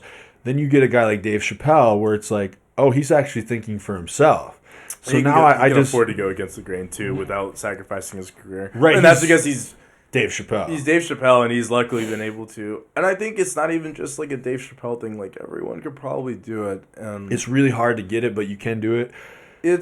I think it's how you establish yourself. So like him It's turning tough, down that dude. 25 million or whatever was That's on the why table. he can do it. Yeah, that was him establishing himself and Yeah. focusing like I don't need that to be able to do what I want to do. Yep. So everyone knows that like when he comes to deliver, it's not he's doing it because of money. Because when you're in the sauce, as you call it, like if you Right. go to LA, you go to New York, you're living in it. I think the reason why you have a lot of people who fizzle out over time is because you're people pleasing. Because you're trying to build a persona that caters to what you think the people What want. you think then. they want to hear. Right. Yep. And so you're doing not your own thing. You're trying to mold yourself to what you think people want. Right. And over time, people's desires change. And then you're no longer cool. Right. You're no longer relevant after. But if you're so always long. kind of being yourself, then like there's nobody Right. really like you other than you. And because Dave, for an example, he's, living just like the blue collar man. He's doing the exact same thing that they're doing. He just happens to be a comedian who's Right. really well known, but he's doing the same thing, looking at the same people, being in Yep. tune with what's going on and understanding the trends. And I think that's the thing when you're in the sauce, when you're in the trends, you can't really see how to adapt to it, or it's just that much harder. Rather. Yeah, you're just so captured by it all. It's weird. Like, so they always call that escape velocity. So if you're someone if you've reached escape velocity, it means that you're like basically so successful on your own that like you could be canceled, you could be whatever, and it And wouldn't it's still affect. fine. Like Yeah. Dave Chappelle could say, He's got escape velocity. yeah, he's got escape velocity. He can say stuff that he's not supposed to say. Yeah, and people will get pissed, and they'll, oh yeah, like look at those Netflix employees. Yeah. But at the end of the day, he's still so good that he has so many fans that it's not going to matter because he has escape velocity. He's not like, if he worked for some big company that like basically owned him and told him like you can say this, you can't say this, that's not escape velocity. That means like you basically have to like make sure, like if I ended up working for a company, like if I signed this podcast away to some company and then they're like, well, you can't say this or this or this, then it's like it's not really gonna be my podcast anymore. So you can't really have escape velocity because you don't have a sense of agency. Yeah, because even like I joked about that with the one dude on here. I was like, well, I just think whatever Manscaped thinks now, you know, because like I got my deal with Manscaped, so I'm like, you know, and he's like, well, you shouldn't do that. He was like taking me serious. I'm like, I'm just kidding, dude. Like I'm like chill. It's like, because I was like, whatever my sponsors tell me to think, that's what I believe from now on, you know. But I was kidding, like whatever sells, whatever they want me to say about an issue, that's what I believe now. At least while starting, but like, until I reach escape velocity. Well, but Manscaped is like pretty. They don't really give a shit. Like, I don't know if you've seen some of the podcasts that they do, but like you can like they're not like they got like Tim Dillon and they got like Andrew Schultz and those kind of dudes are dude, they're saying whatever the fuck they want. So I don't think Manscaped will ever have a problem with. Not that I ever say anything crazy or that controversial on here. But yeah, like, you got to think about your target audience, and they know that for all intents and purposes, dudes don't give a fuck. Really, it's like just slap your product wherever you know we're gonna watch it. And like, well, yeah, they know. I mean, they're selling a product that shaves your balls. I mean, I don't think they're gonna get too like worked up about. So whatever, but yeah. I mean, the name is Manscaped. Too, Manscaped. I mean, well, they have other products too, though. They do. Just turning this into a commercial, I guess. So. I don't know. Use code NickyFit at manscaped.com today. It's not just about your balls either. They have beard trimmers. They have. No, it is cool. They do have other. I feel like, because like sometimes I'll be like telling like especially older guys, like our generation, we don't give a fuck, right? Like we're like look at Deborah the other day. Like I would literally walk over to your table and she's like. She goes, Nick, what's your fetish? Like, and I'm like, she is so funny. Like just straight up, like, I don't know. Like, I kind of grew up a little more like, not like conservative, but like, a little more like. My family wasn't conservative, but like, more like religious or like. Well, just like conservative, and it's like in the conservative sense, not like a political, Not as like open about like certain topics. Like we don't talk about like much of that stuff. Yeah, Deborah will force that out of you. Which once she did though, it's really fun because you get in these like really kind of like funny conversations, and like I do agree with her in a sense too that like when people suppress all that kind of shit, it can lead to like dangerous shit. Yeah, like you know fucking. Weird, abusive, like whatever, but or like people. It's just so funny that like you walk up to a table and in front of all these people, she's like, "What's your fetish?" Yeah, and it's like even if I had one, I'm not gonna just like say it in public and like. Why not? Yeah. She doesn't even. Yeah, she's so funny. She's like, "Why are you ashamed of it?" Why not? She's like, "I peg people, whatever." No, I'm like, damn, no. But yeah, like I guess my point of that was like, it can be fun to like. Talk about that kind of stuff, but when so like I'm saying our age group is cool with that, right? Yeah. Like Deborah will say like, what's your fetish? We all end up having a funny conversation about it. It's not that big of a deal. So I'll like say sometimes like, you know, plugging my podcast to like people at the bar and some of these older guys like from generations, you know, past us, and you know, you'll mention like, oh, you know, if you need anything from Manscaped, use my code. Nicky, they go like, Nicky Fit. And they just, like, they have this weird connotation of Manscaped, like, oh my God. Like, they get all like, I don't do that kind of like what? You don't shave your balls, bro? Like, get over it. Like, it's 2023. Oh, true, if you don't, like, so, like, you can't talk about shaving your balls. And plus, and then second of all, it's like they don't just have like ball shavers. Like they literally have beard trimmers. They have nose hair trimmers. Yeah. They have regular face shaving kits. Like it's all men's grooming products. Like, but I guess they're so associated with the whole ball shaver trimmer that these old guys get all like verklempt about it. They get all like they're from that generation where like you don't talk about that shit. Like you're supposed to have fur on your balls and you know all. Well, maybe that too. They're like, I don't shave my balls. I'm not some kind of faggot. You know, like that's like my balls. I got to. You know. Well, that's like they act like that's like it's like that doesn't mean anything. Like, everybody should shave their balls, bro. They're a little prudish these days, but you know it's funny to think too is there's probably going to be the generation after us. I'm probably going to say the same shit about something that they're doing. Do you ever feel like we already are kind of like that? Yeah, I'm already prudish. I know, dude. I'm like, I'm fighting against it so much. Like, that's why I like when Deborah gets kind of like that, because I'm like, I need to like check myself about. Yeah. Because when I was younger, I definitely was more like open to shit, and now I'm getting older. I'm getting all like conservative and kind of like, like, well, we don't talk about that kind of thing here. This is a professional establishment, and not, like. See, I've done kind of like the. Actually, I guess I think I did kind of the opposite. Where, well, I guess I'm actively trying to keep myself from being, that prudish person. But like, Same. I started out like very kind of like not closed off as a kid. Like I was maybe not as open to talk about like all kinds of stuff, but like I definitely wasn't like the most.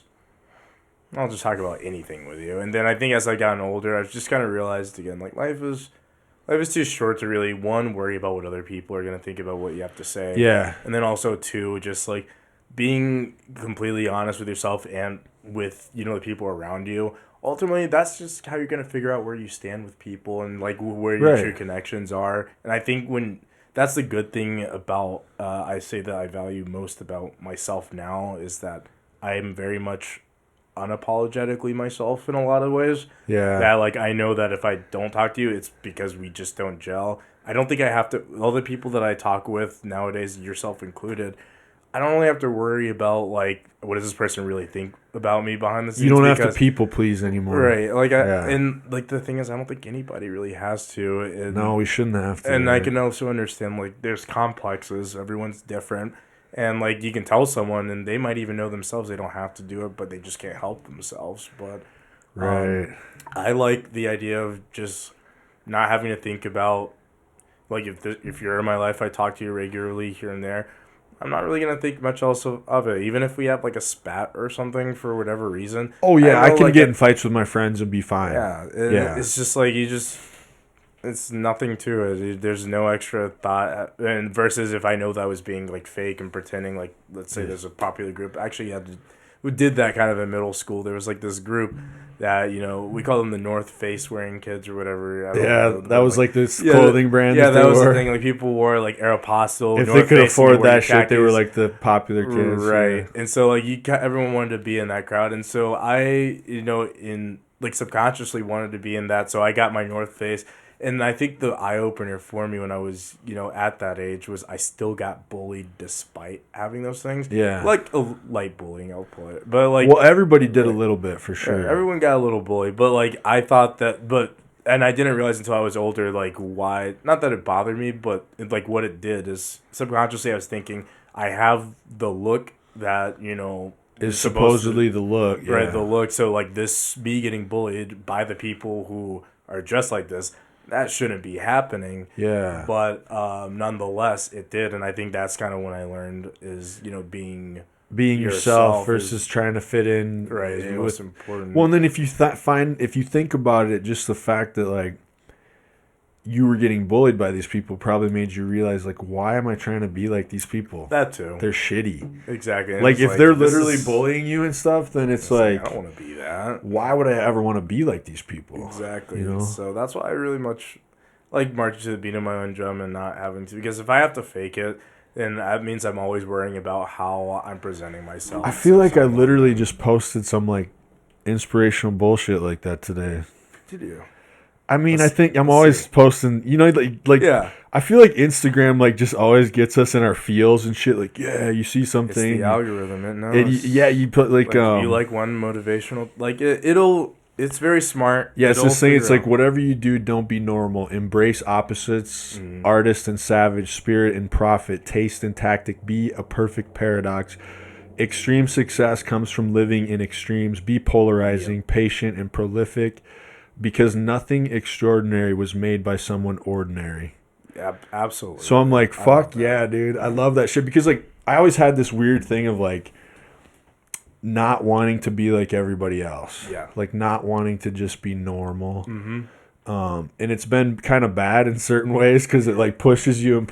But, like, yeah. And then it's this other weird thing of, like, but there's also nothing wrong with normal. Exactly. Like, I don't like that either where, like, because sometimes I feel like we do this thing where, like, will get these groups of people that like kind of label themselves like the cool misfits. Yeah. And then they put down like normal people, and like it's like, but you're kind of just like doing the same thing that you got done to you when you were a kid. Now you've just kind of switched it, took the pain, and now you're bullying people for being normal. Exactly. So it's like, say there's a group of people that are like, they just like are like church folks. Like they just love to go to church, and they're clean cut, and they dress clean cut, and they have their kids, and they're really, you know, just those regular kind of, I like to go to church, and my wife, she bakes these cookies, and they're really good. You got to try them. You know, there's like nothing wrong with those people either. I mean, sometimes there can be if they get like super racist or super like so they start crossing certain boundaries. Yeah, like we hate gay people, we hate, you know, Right. whatever minority, and we're using our religion to judge. Okay, that's different. Right. But I'm talking about just like sometimes there's just regular nice people, and we put them down just because they're like happy and regular. Right. And there's nothing wrong with that either. Trying to define even what regular or normal is, like that's hard within itself, because I just got a book because I was talking about this with my my office mate, and we got in a conversation about like just human nature and stuff, and I got this book after she told me like kind of what she got from it. One of the things she mentioned is that like as like people, what we really just want, and I think we even just said this earlier in the podcast, we just want to be comfortable, essentially. Yeah. Like, I forget what the two desires or, like, the two, like, human needs are that I think we said. Well, one is probably belonging. Yeah, it's like a sense of, like, you know, belonging. Purpose, belonging. I mean, people want to be accepted by their tribe, right? And I don't want to butcher, like, exactly what she said, but I just remember exactly, like, that idea of you're trying to create something for yourself in which you can, like, a community or an environment for yourself in which you just want to exist and be okay and feel accepted, and that was like, you know, one of the desires, and that's, you know, all we're really doing at the end of the day. So it's trying to figure out like what normal is hard, because literally everyone is different, and even like the people, like when you're sitting there like judging people like, oh, those fucking normies, right? Like they're probably not normal either. Yeah, there's probably some weird shit going on with them too. Like exactly, and you just never know. And I'll make fun of. Don't get me wrong, I will still make fun of everybody for every little thing. I'll make fun of groups. But at the end of the day, I understand that we really are. I get that way even like with like postdoc, you know, because it's like Redmond. It's so like, I'm like, no offense, but it's like so white and normal and like family oriented, and like every time I see a black person in a bar in public, like it like, really is. We do the head nod thing, but I get happy when I say, I'm like, there are more of us. Yeah, it's so weird because it's like we're in that place where it's just so like. It is like normie Redmond, you know, like, and it's like the bar I work at. It's like I'm just craving a little bit of like weirdos and diversity. That's when you go to like, Seattle. I know, but then I get annoyed by that too. It's weird, but then you kind of crave it, you know, like man, I want to go shake it up. I want some of that, and then you like get annoyed by that too, you know, because then it's like you start seeing like the patterns, and that is just like the same shit. It's just a bunch of people trying to get noticed, or like everyone is just normal and weird in their own way. Ways. Yeah, and like exactly like you said. So like I've been going to the Lime with the local. The Lime's probably a little bit. It's like more wild. Yeah, it's definitely more wild. It's interesting. Like it can be very normal, but also like on the weekends very weird, and you get. I think when I talk to everyone, because I think I even talked to you about just trying to go out more. Right. And, like, again, I was exposing myself. I want to be better. Were we talking about, like, getting rid of, like, the apps? Yeah, getting rid of, like, the dating apps. Because I think I'm with you on that now. Like, oh, it's great. I'm over the apps, dude. Like, I think it's just, like, empty. It is. Also, I would like to say I think the dating pool here, people in Washington just don't know how to use them. But that's my 2 cents. Like, they don't know how to use them in what sense? They're only using them for sex? Or not in that sense. I think it's more so just the communication aspect of it. Or like, they don't know how to speak on it. Right. Don't know how to speak on it. And, like, oh, really? Well, for I guess that's reason, me. I'll match and then I'll just never text back. And I'm like, oh, fuck. Yeah, and I think it's the idea of, like, having to transfer from, like, phone to reality. So, like, well, it's so different. If you meet someone in reality, you can tell if you like them. You can tell what their vibe is. Or if there's a connection, like, right then and there to know whether you want to, like, see that person again or just hang out, do whatever. Yeah, so versus over the phone, you have to get over it. Like, you have to kind of accept, all right, I've got to meet this person to see about that.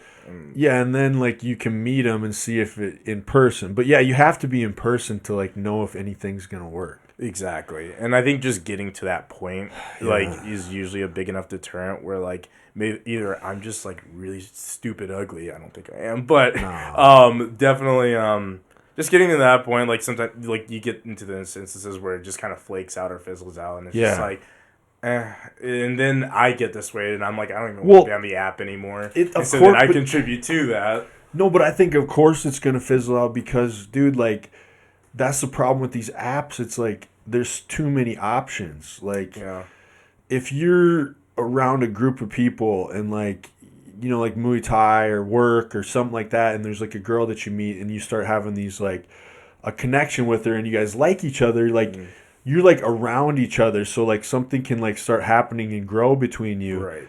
But, like, if you're just talking to that same girl on some app, like, she's got, like, 10, 15, 20 other guys waiting to talk to her, too. So, like, it's not even that she maybe isn't into you. She just, like, there's so many other things going on. She's and just how someone in person is just not how they're going to be, like, on. Like, true. I just know for myself, you have to meet me in person to get, like, you know, the charisma out. Like, that Southern, I was born with nice Southern charisma. Well, that's anybody, like, dude. Like, you're not going to get that on person. Yeah, like, and being in person. So that's, you know, why ultimately, like, I got off the apps, and I do recommend that. Yeah, fuck the apps, dude. It's nice. I mean, it's just been nice, honestly, just not even focusing about dating or anything. Look, I took that to be like, I'm just going to focus on just meeting people generally, or striking up. Also, it's kind of like you keep focusing on yourself, you'll attract people. Exactly. That's a big thing, too.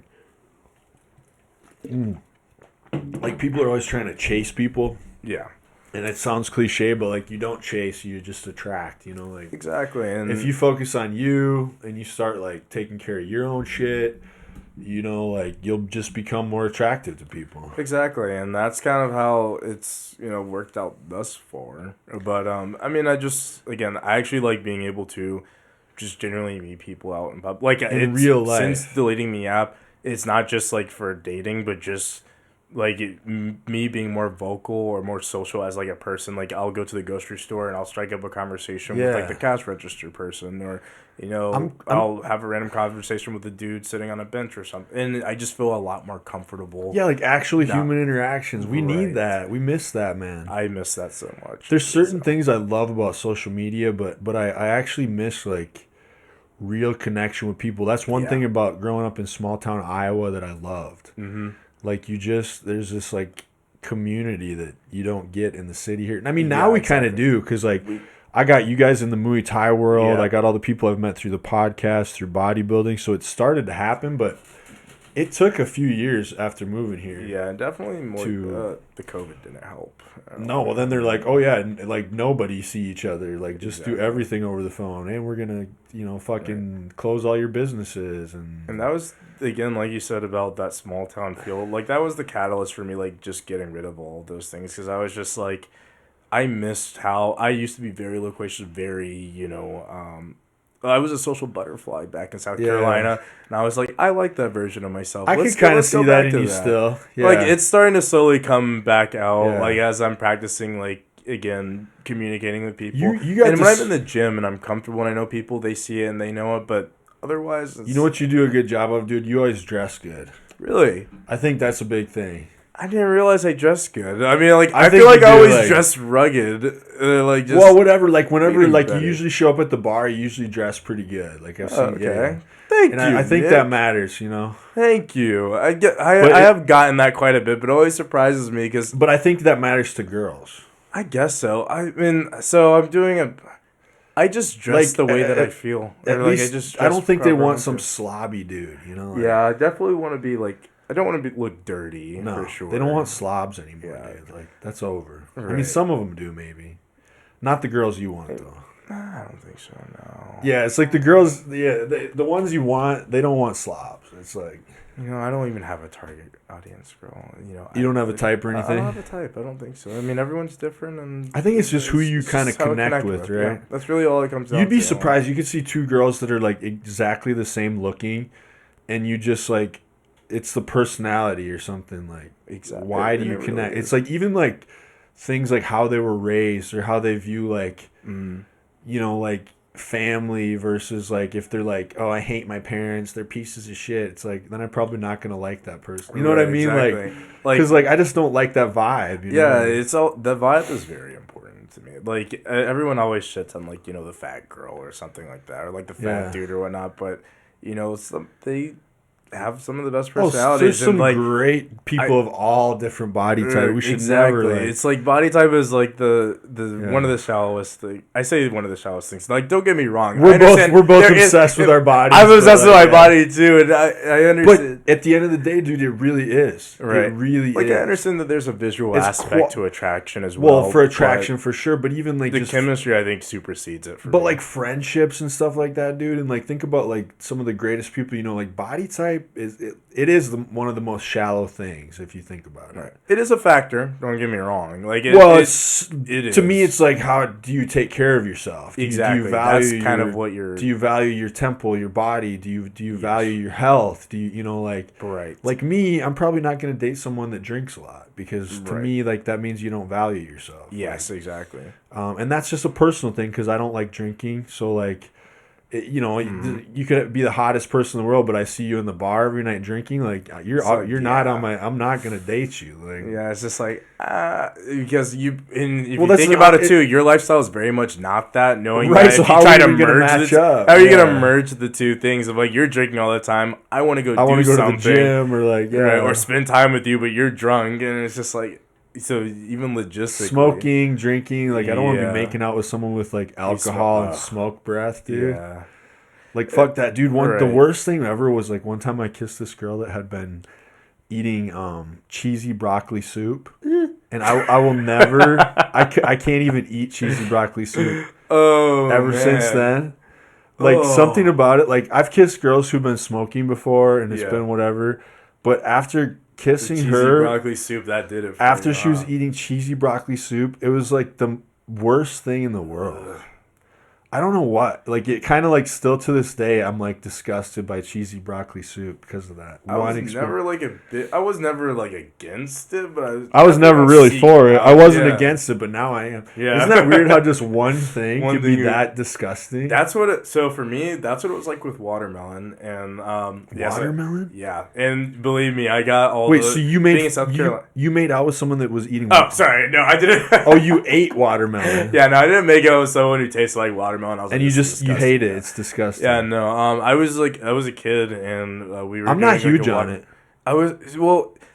So I used to love it. Like I would eat it all the time. And then when I was a kid, we had this watermelon eating contest, and I overdid it, and then that made me feel all sick. And then you could never eat it again. Yeah, from the ages of 10 until maybe like 3 years ago when I started. I don't ever seek out watermelon anymore, but if it's there, I might peck at it and I'll eat it. I'm like, watermelon. It's all right. I always remember everybody would freak out over watermelon, and I'd be like, I always thought like those other melons were better, like whatever the cantaloupe, cantaloupe. So they'd always bust those out. I'm like, wait, these are way better than the why are you guys all flipping over the watermelon? This shit's way better. It's bland. Honeydew's good. Yeah, like a good watermelon, even still, like honeydew and cantaloupe. Oh, those. There was a joke on BoJack Horseman though, where he's making fun of Honeydew. Do you remember that show at all? No, I mean I know the show, but I've never watched it. Yeah, I can't remember. It was really fucking funny though. Like, I don't know why that just popped in my head, but it was something about Honeydew. Like he was putting it down. It keeps coming up in my For You on Netflix, especially since I'm watching Big Mouth again. So, dude, you like Big Mouth? Oh yeah, I just picked it up again last night. I'm like up to good. I'm up to date roughly with it. I'm like maybe a season behind. I guess he has a whole thing about honeydew, dude. There's too much honeydew in the fruit bowl. Ugh, honeydew is garbage fruit. Honeydew. More like, honeydew, I enjoy eating it. Yes, I do.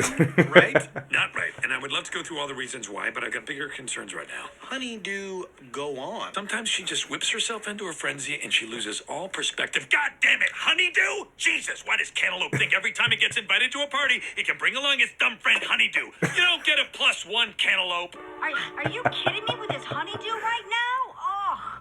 My favorite fruit is honeydew. Oh, gross. Is that true? Does it matter? That's incredible. No. What's incredible is this place at the airport charged me $10 for a cup of fruit. What? And get this. It's like 90% honeydew. Are you kidding me? Why? What on-the-go jet setter is demanding more honeydew and hit Oh shit. her fruit cup? Nobody ever wants honeydew, but it's always there. It is literally the worst part of everything it's in. It's like the Jared Leto of fruits. Thank you. Exactly. How could whatever you're listening to be more fun than hearing me rant about the fruit spread? Is your rant honeydew related? It's in the honeydew area, but the specifics are what keep it fresh each time.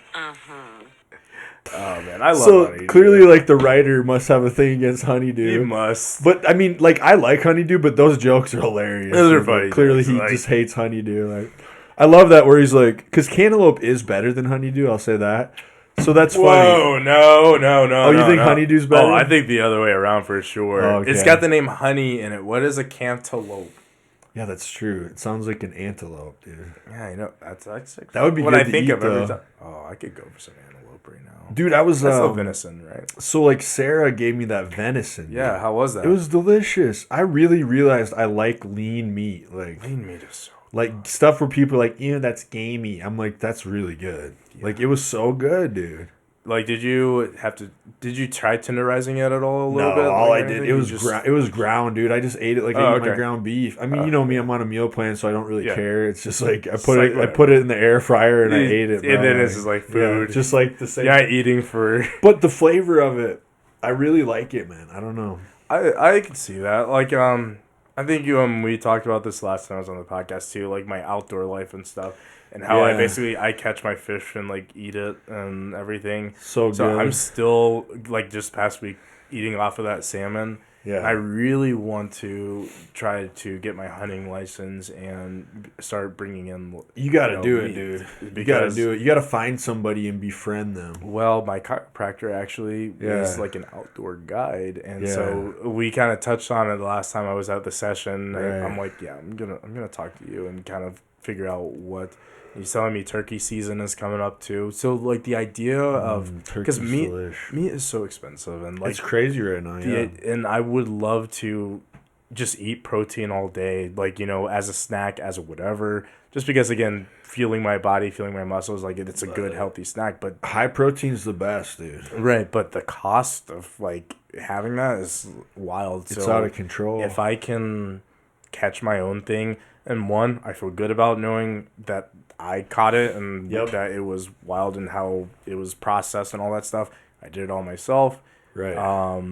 I get to dictate how much of it I get to eat and discard, whatever. And I have a thing where I discard putting it back into the environment where because it's going to decompose. Yeah. There are other things that need Not to in the eat it. garbage, like back Right. into the ground. Yeah. And so, all those things factored in, I feel better about it. It's cost saving for me, aside from the time that it takes. And it's one, I enjoy doing it, so it's not like time wasted. If you can get to a point where you're hunting your own meat, dude, there is probably no better feeling because the way that we farm meat in our country, like we have to do it this way, obviously, because of the sheer number, the demand for it. But like, it's not great.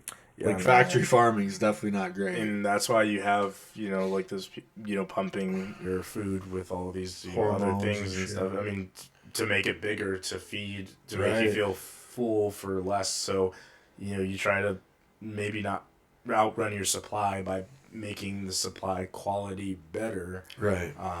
Quality is the subjective word, but pack a bigger punch for its bang. But it probably isn't actually better quality. It's just like more. Right. Yeah, It's I just know what you more, mean. yeah. They're making it bigger, better. Trying to satiate the demand a little bit by Like those doing chickens more we with get, less. they're probably full of hormones, so they get all plump and huge. And Yeah.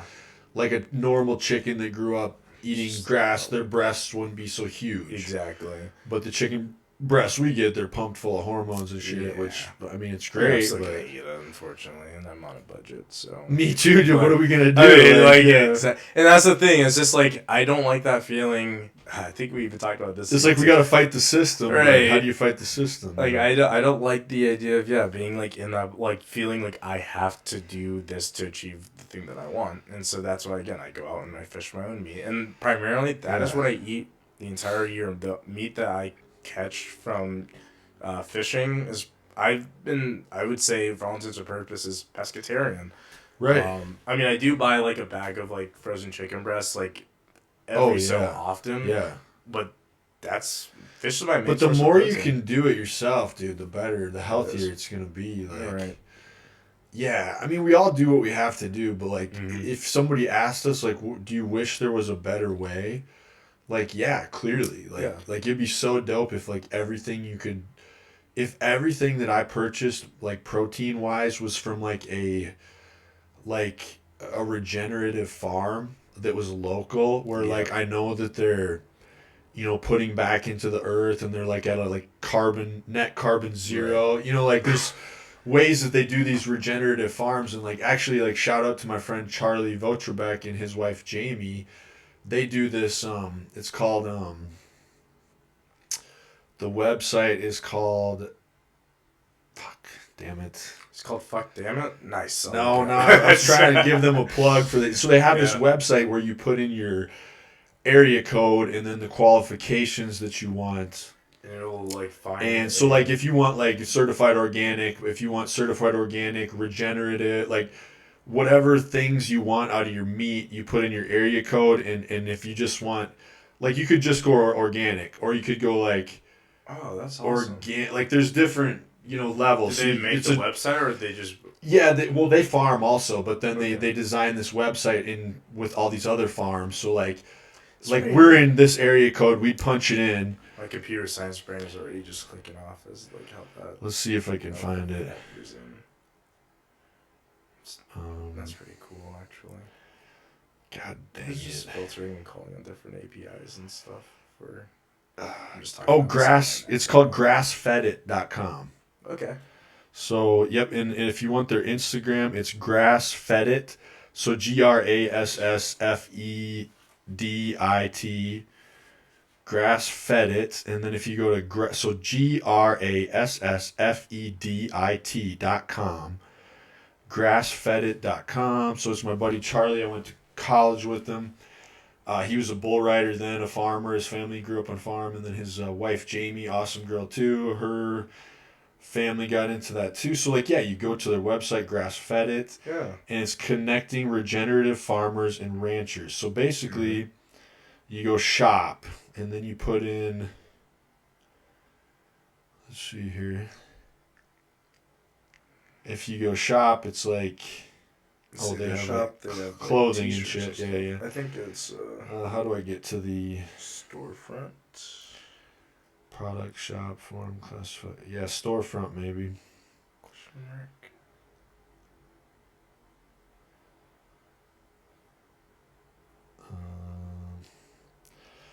Well, Is it moving kind of slow for you? yeah, it always is. Must be. Oh, here you go. Find a farmer. It's powered by AWS. So you go Like the find a subscription farmer. they have for it. So shop is just their merchandise, like their T-shirts and stuff. But if you go down below that, it's called Find a Farmer. Okay. 5 mile radius. You put in your address. So Northeast 28th Street. I'll put in the address here. Where is the nearest farm, actually? Probably some... Not some... Is it Sammamish? Yeah. I feel like Sammamish area. Or Snow. And so if I go farm search, I'm going to go like products, and you can click like beef, bison, chicken. So I apply those filters. Now it's finding all the farms that have those in the 5 mile radius. So 24 West Ranch. So these are just people with ranches. It's just connecting farmers, selling real products, what you want. Like if we could go more back to buying from real farmers, like compared to. And that So was it's a something dope. that I really appreciate. So, when I was dating a girl from Wisconsin, very rural-ish, community. I mean, on the outskirts of Milwaukee, about 20-minute drive, 30-minute drive. Right. I'm in Fredonia. But one thing I really enjoyed about, that family, the lifestyle that she had, was the fact that their neighbors, like their friends and whatnot, they were farmers, and so like whenever they wanted eggs, we'd go over to their place and grab eggs. They knew a guy who they needed cows, Right. wanted some beef. go there and get that pork.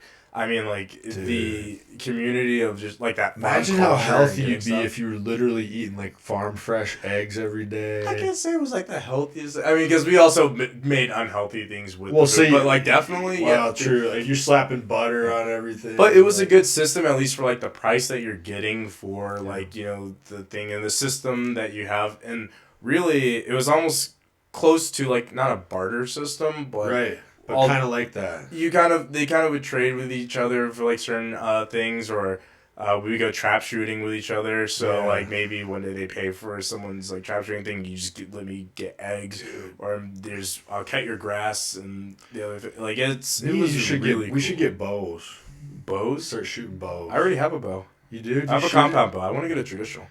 Oh, you want to get like a recurve? I do want to get a recurve, but I want a compound bow, and I just want to go get a shoot. compound too. Oh, Well, I used to shoot them when I was young. It's just like it'd be a fun hobby. Oh, Either that or go shoot guns. Like that'd be fun.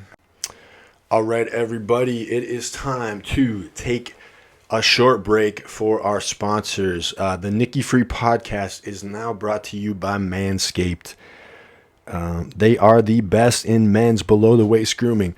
Their products are precision-engineered tools for your family jewels. Manscaped's Performance Package, the ultimate men's hygiene bundle.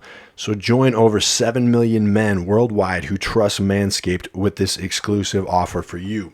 So it is 20% off and free shipping worldwide with the code NickyFit at manscaped.com. So the thing about it is, like, when you're, you're trying to shave your balls, you got like a date or something, you don't know where things are going to go, but you don't want to be like showing up all messy down there. You want to show up all clean. You want to be looking good down there. You know what I'm saying? So like, we've all done that. You get a shaver out, you go to shave yourself, and what happens every time? You cut your balls, man. And it's no good when you cut your balls. You start bleeding all over your ball sack. You got blood going everywhere. You get it cleaned up, you go on the date, and like obviously, you're a high performance male, so like things are going good for you in the date. Stuff starts going well, and next thing you know, like one thing leads to another. But then the thing is, you whip it out, and like there's a big thing, like your balls are all cut up, and it's like all sore down there, and it's like such a turnoff, So it's like you don't want that to happen to you, Like you don't want a big open wound on your ball sack when you're out on a date, like. That's just no way to be. So guys, it's time to take care of yourself. All right, look at this. Look at this product.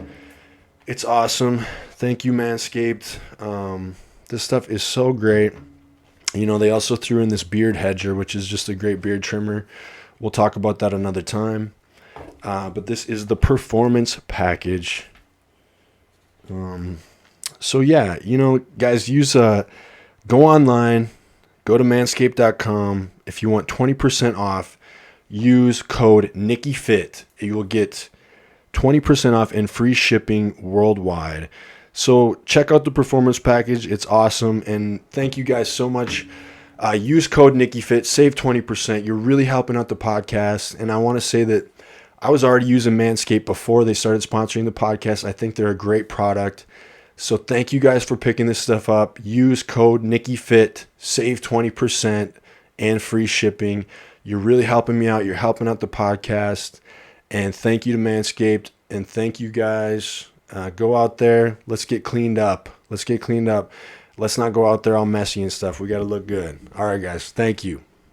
I got another. So I do. You do that shit, don't you? I do. I go to security gun club. Yeah. I enjoy all that. Basically, anything that you can imagine that a Southerner does. You already do it. I do it, and actually, that's kind of. I just need more time in my day to do this. You gotta make the time. You have the time, and it's just honestly, like if you like want to hang out with a girl, it's like you always tell them like, "Oh, I don't have time." It's like if you like them, you'll make time. Like yeah.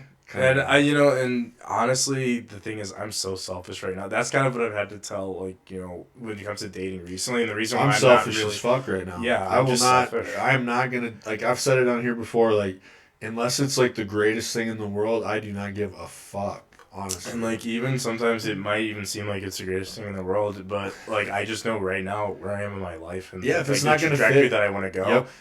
I just don't think not that I know that you set the boundaries of what you expect in a relationship at the beginning. Right. But like the thing is, there's nothing like waking up every day and not having to worry about the other person. Yeah. And you don't have to. You're still in your building yourself mode. Right. I'm still very much building myself, Yeah. and it's not that I think I would be a piece of crap if I were to date someone right now. It's just that maybe I don't think I would be giving as much time as I think I'd want to give in a relationship. I don't have any time for it right now. Right. I'd be doing a disservice to whoever. Exactly. Or at least you would imagine so. I mean, if you have an understanding partner, like I had. If we're both on the total same page, and they're like, "I want to help you build all your businesses," I'll be like, okay, yeah.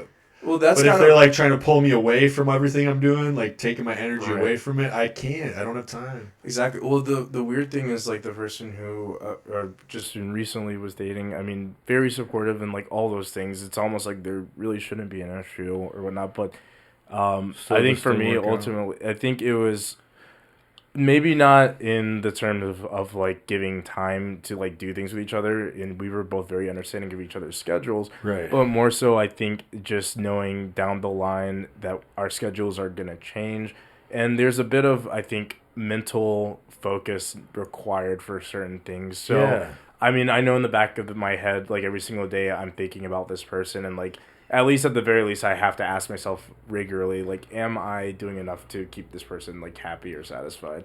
Yeah. Even though if you're very understanding of my schedule and whatnot, like that's still something I'm going to be thinking about just to make sure that you're okay. Right. Because you're, my girlfriend or whatever. Right. But not having to think about that, and unfortunately, it might sound very, crummy, but I get to wake up every day thinking about what am I going to do today. I can focus all of my energy goals for solely me. on, just like all Yeah. that brain power, even that small fraction of worrying about what the other person is, feeling. Fortunately, like if I were to replace that with time that I'm thinking about myself, that's value added towards at least this stage right now where I'm just trying to really gun ho and understand. Trying to put yourself build myself to a together. certain- right. Yep. You gotta keep that energy on you right now. Exactly. And it's no. And when the anything time's against- right, the time will be right. That's like what I figure. Right. Like, And that's kind of how I look at it. it seems like life just kind of has a way of like, almost like the universe kind of just has a plan for you. That's kind of how I go. So about you things, probably yeah. will just like Again, when it's right. That's why we communicate. That's why we talk to each other because people gravitate towards people with similar.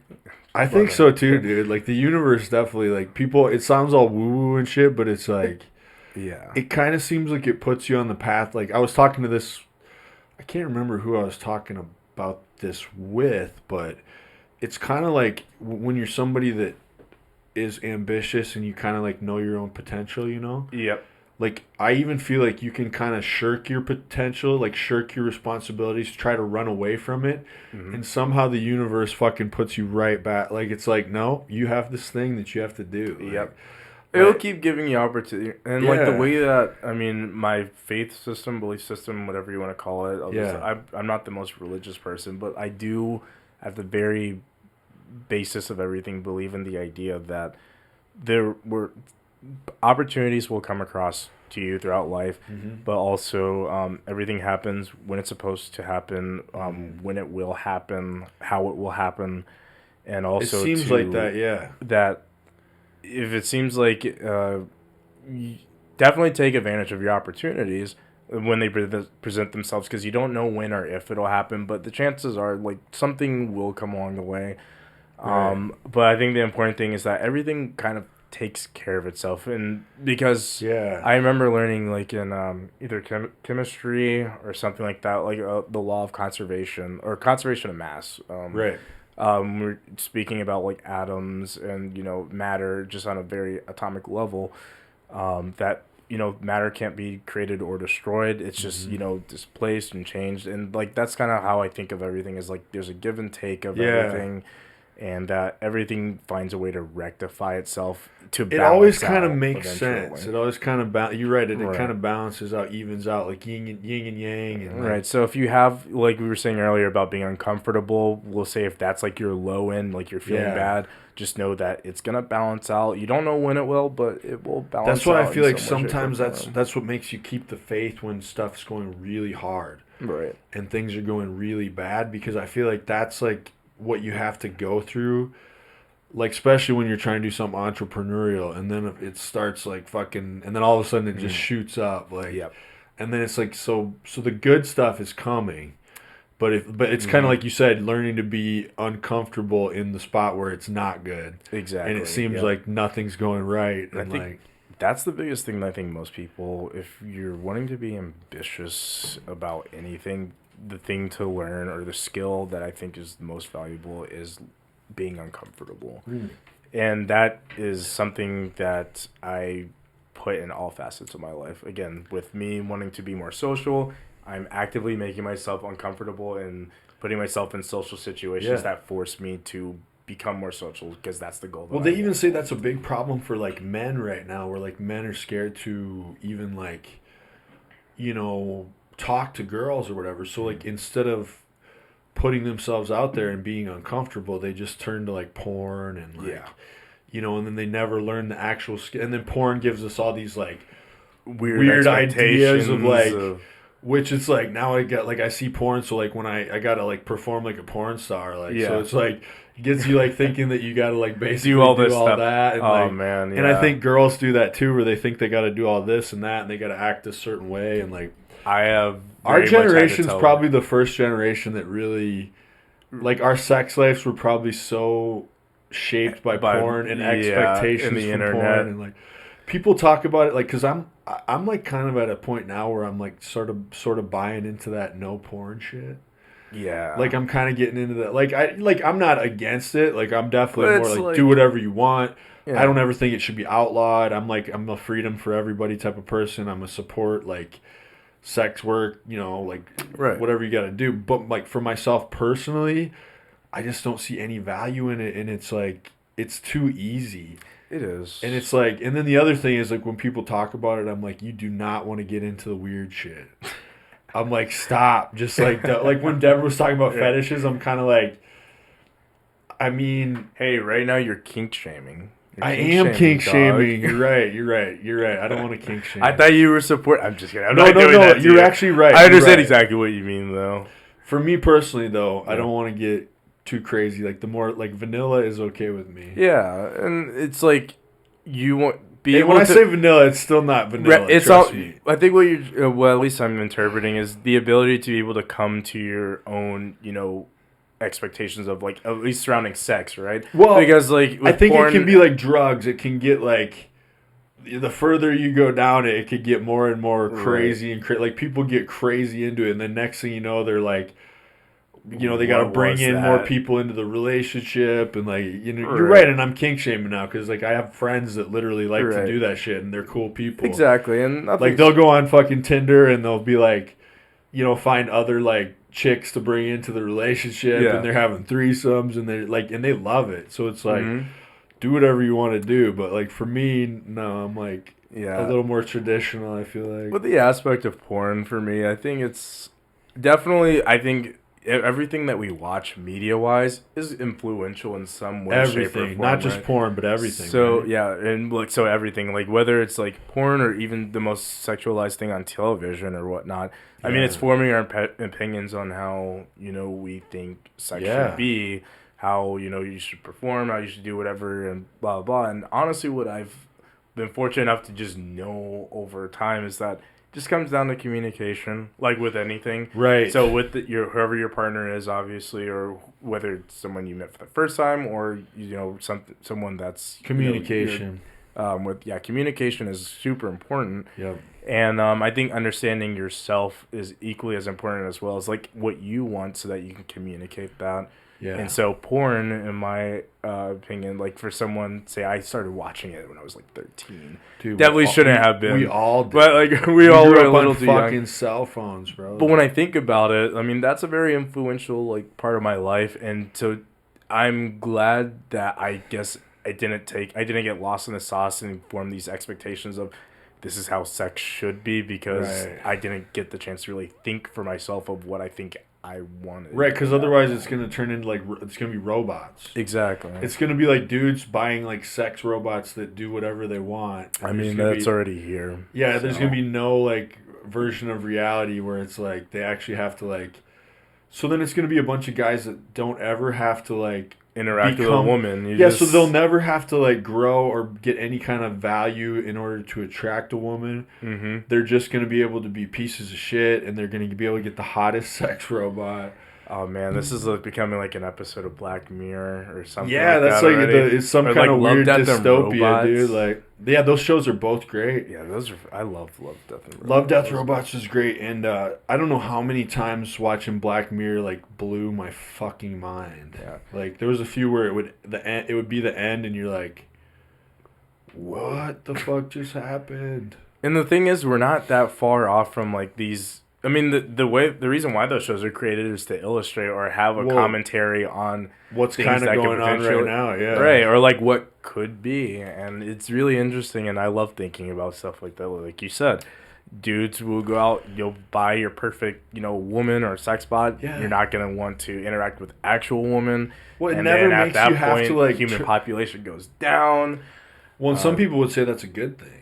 True, until then you get to a point where now you're underpopulated. That's then what the do thing. you do? So there's like two schools of thought. There's like we're overpopulated, we're killing the earth, but then it's also like there's certain science that says like how fast like population can decline, and I know that like less people are having kids now. So like, right. I mean, obviously we're overpopulated maybe now, but it wouldn't take that many generations for us to like. And if we fail as a species, like we're gone. Like right. And, things go extinct, unfortunately. I mean, as much as I, hate to think about it, I don't think it'll be in my lifetime, but things do go extinct. We could go extinct, or I feel like we could, we're just wondering whether we robots. Right, we're just wondering whether we are going to accelerate the process of extinction, right? Right, that could happen, or we could turn into robots.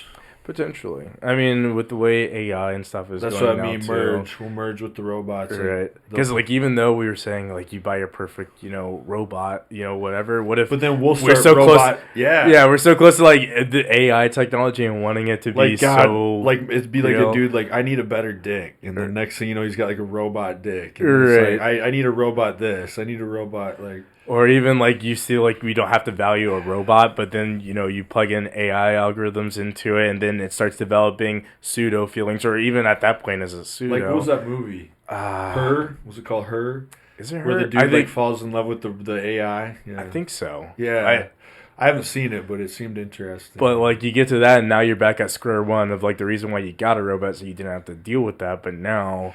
Or you go into these, worlds where, it's not even a sex robot, but you just inject yourself into an online world that's so real you can't tell the difference between, kind of like Inception or whatever.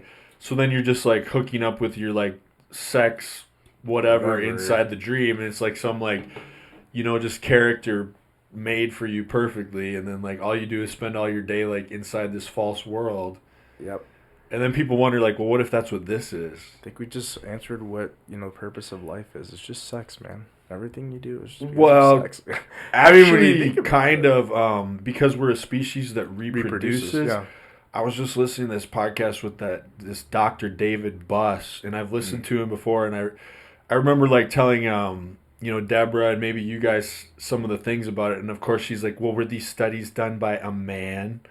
And then so she wouldn't believe it. Yeah. I'm like, well, what the fuck does because a man made up these studies, so I won't listen. It's well, it doesn't mean the studies are bad, invalid or anything. But it's because a man made it up, and men are evil. I can understand the hesitance of it, and I can understand the bias, but at the same time, I think I've just kind of gotten to a point where I try to keep a neutral opinion of regardless of whoever something is, information should just be information. Right. I can read it and discern whether the bias in it. But she's right in a sense, because you do have to be careful of, well, where did it come from? Right. So, and if she's someone that doesn't, think that a man can make good judgment, but I mean it's science, so it's not like he's making the judgments himself. They're actually studying men and women.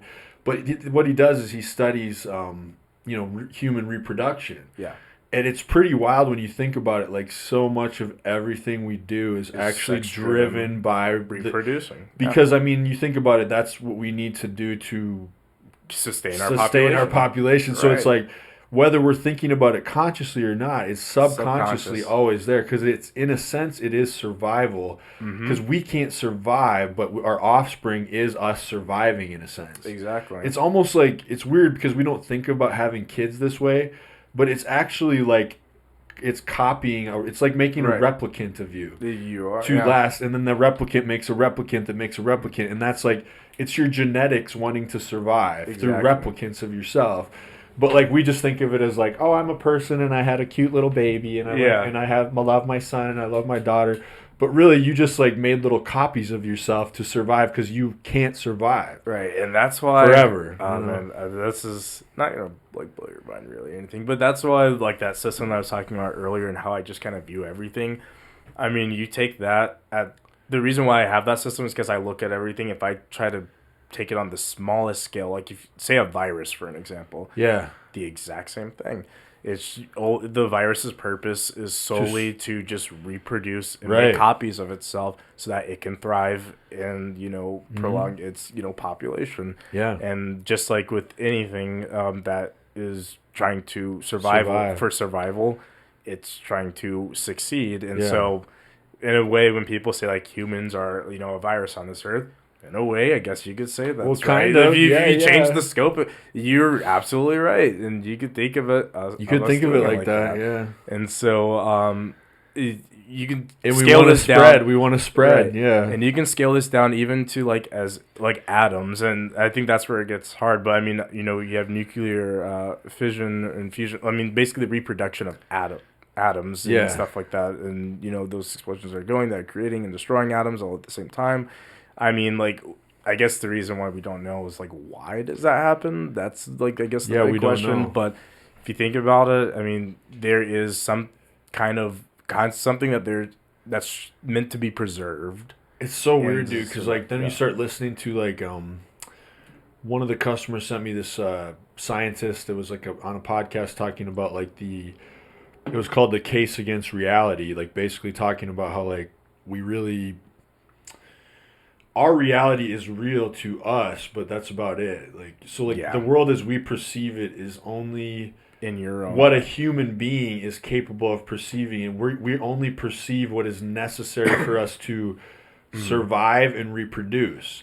So like we don't really have a like omniscient an objective view of reality, because reality is what is necessary for us to survive. So like Right. the way we see this room is just what's necessary for us to survive. The way I can see you and communicate with you, It's and just then necessary. so like just necessary to survive and reproduce. Right. So like there could be a whole other, like there's so much more to reality, Like- but we're just not able to even perceive it. Exactly. Like there are organisms that see greater spectrums of the color, like for their survival, to be able to pick up Yeah. on certain things that like Or in like how certain dogs can environments. smell so much more than us. Right. Because we don't need it to survive. Exactly. But they do. So like, And so the idea of like trying to imagine like, oh, this is supposed to be what, like I could spend all day looking at a dog and being wondering man, what they it's- see. right, seeing that like I understand that like they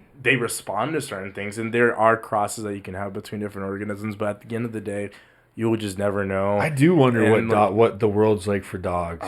It's probably, I don't know, it's funny. Like I just let my friend's dog out today because she needed somebody to run to the house and let her out to potty because they weren't gonna be home. And like, Yeah. what does she see? I have no idea. Like she just like runs up to you. Yep. She's so happy to see you.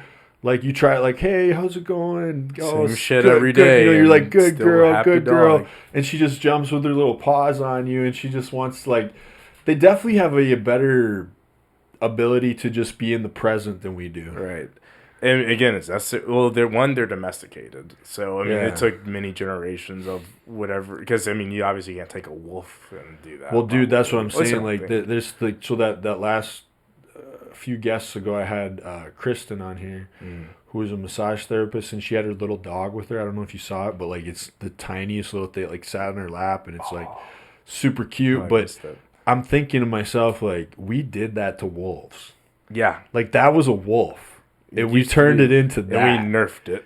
Yeah, like we basically like bred it and crossbred it to make it all fucked up until it turned out like this. Like independent. Like, on how the us. fuck did we do this to this majestic animal? You know, like I don't know, and it's. but they're so happy with us. It's like it's not like it's a bad thing. It's a Right. mutually beneficial And it's relationship. again, like you said. I mean, for its survival and probably its brain chemistry has been altered through those mutations to be able to. Again, that's domestication in a sense. Yeah, they would It's definitely take the ones that were kinder, nicer, right, and able to be molded. the ones that were whatnot. you know, sometimes they breed the aggression back into them if they're trying to get aggressive animals for like, you know, guard dogs or whatever. Yep. But for the most part, yeah, we were trying to eliminate those kind of things. We were trying to have it be comfortable with the idea of being tamed. But and how did we so- turn a wolf into a little fucking, like, look at those little bulldogs with their little fucking jowls and the fucking little ears. It comes like, from creating dependency and, you know, preying on that idea of comfort,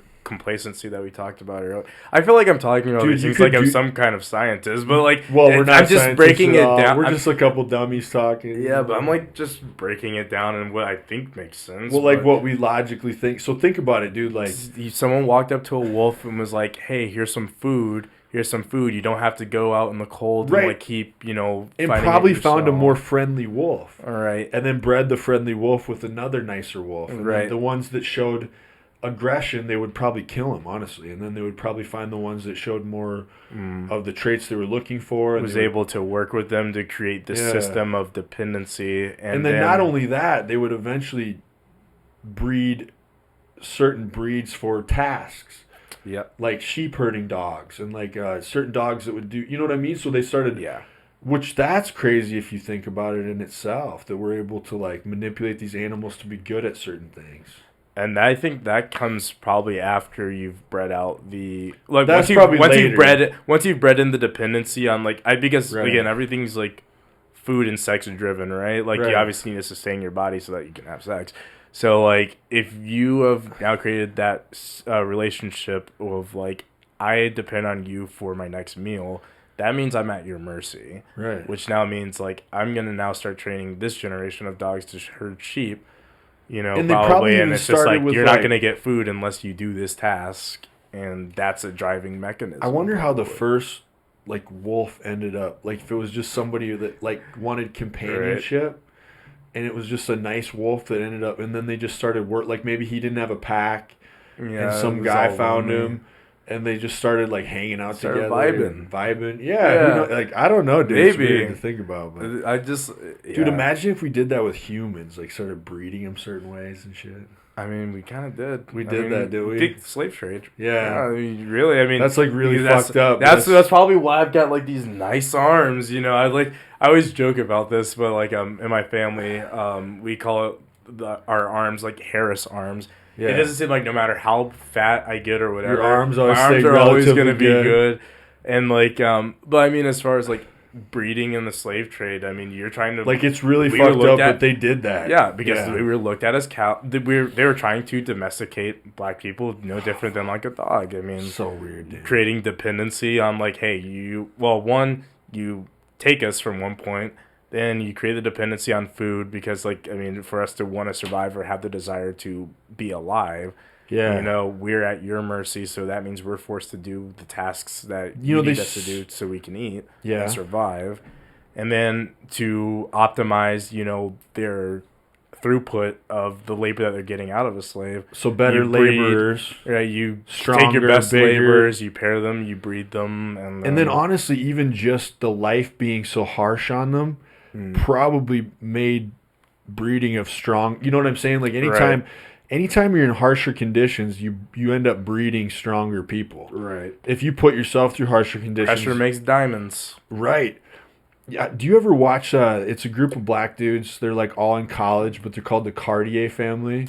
No, On I YouTube. feel like I've heard. Dude, they're so fucking fun to watch. All they do is they like react to stuff, and I don't even Okay. like react videos. Like I've always kind of been like react videos to me always seem like somebody that's like not really doing any original work. They're Yeah. just watching something that already exists and then reacting to it. And I get so like takes no work, but like these guys are Obviously. so fucking insightful and so fun to watch. Like so they'll react to like they'll watch Metallica, they'll watch Megadeth, they'll watch like Van Halen, like old stuff that they they've never seen because they're all in their 20s. So like it's cool watching them react because it's like, you know, they'll react to like it, and it's like why it's like hearing Master of Puppets for the first time through like somebody that's never heard it. It's like, whoa, they're hearing like Metallica for the first time, and it's like blowing their fucking minds. And it's like I've been listening to that for over 20 years, but watching somebody with fresh ears listen to it is so cool. It's different because it almost reminds you of like the first time you probably it does. It brings you back to that. But so the other thing they do is like they will watch controversial shit, and they'll watch like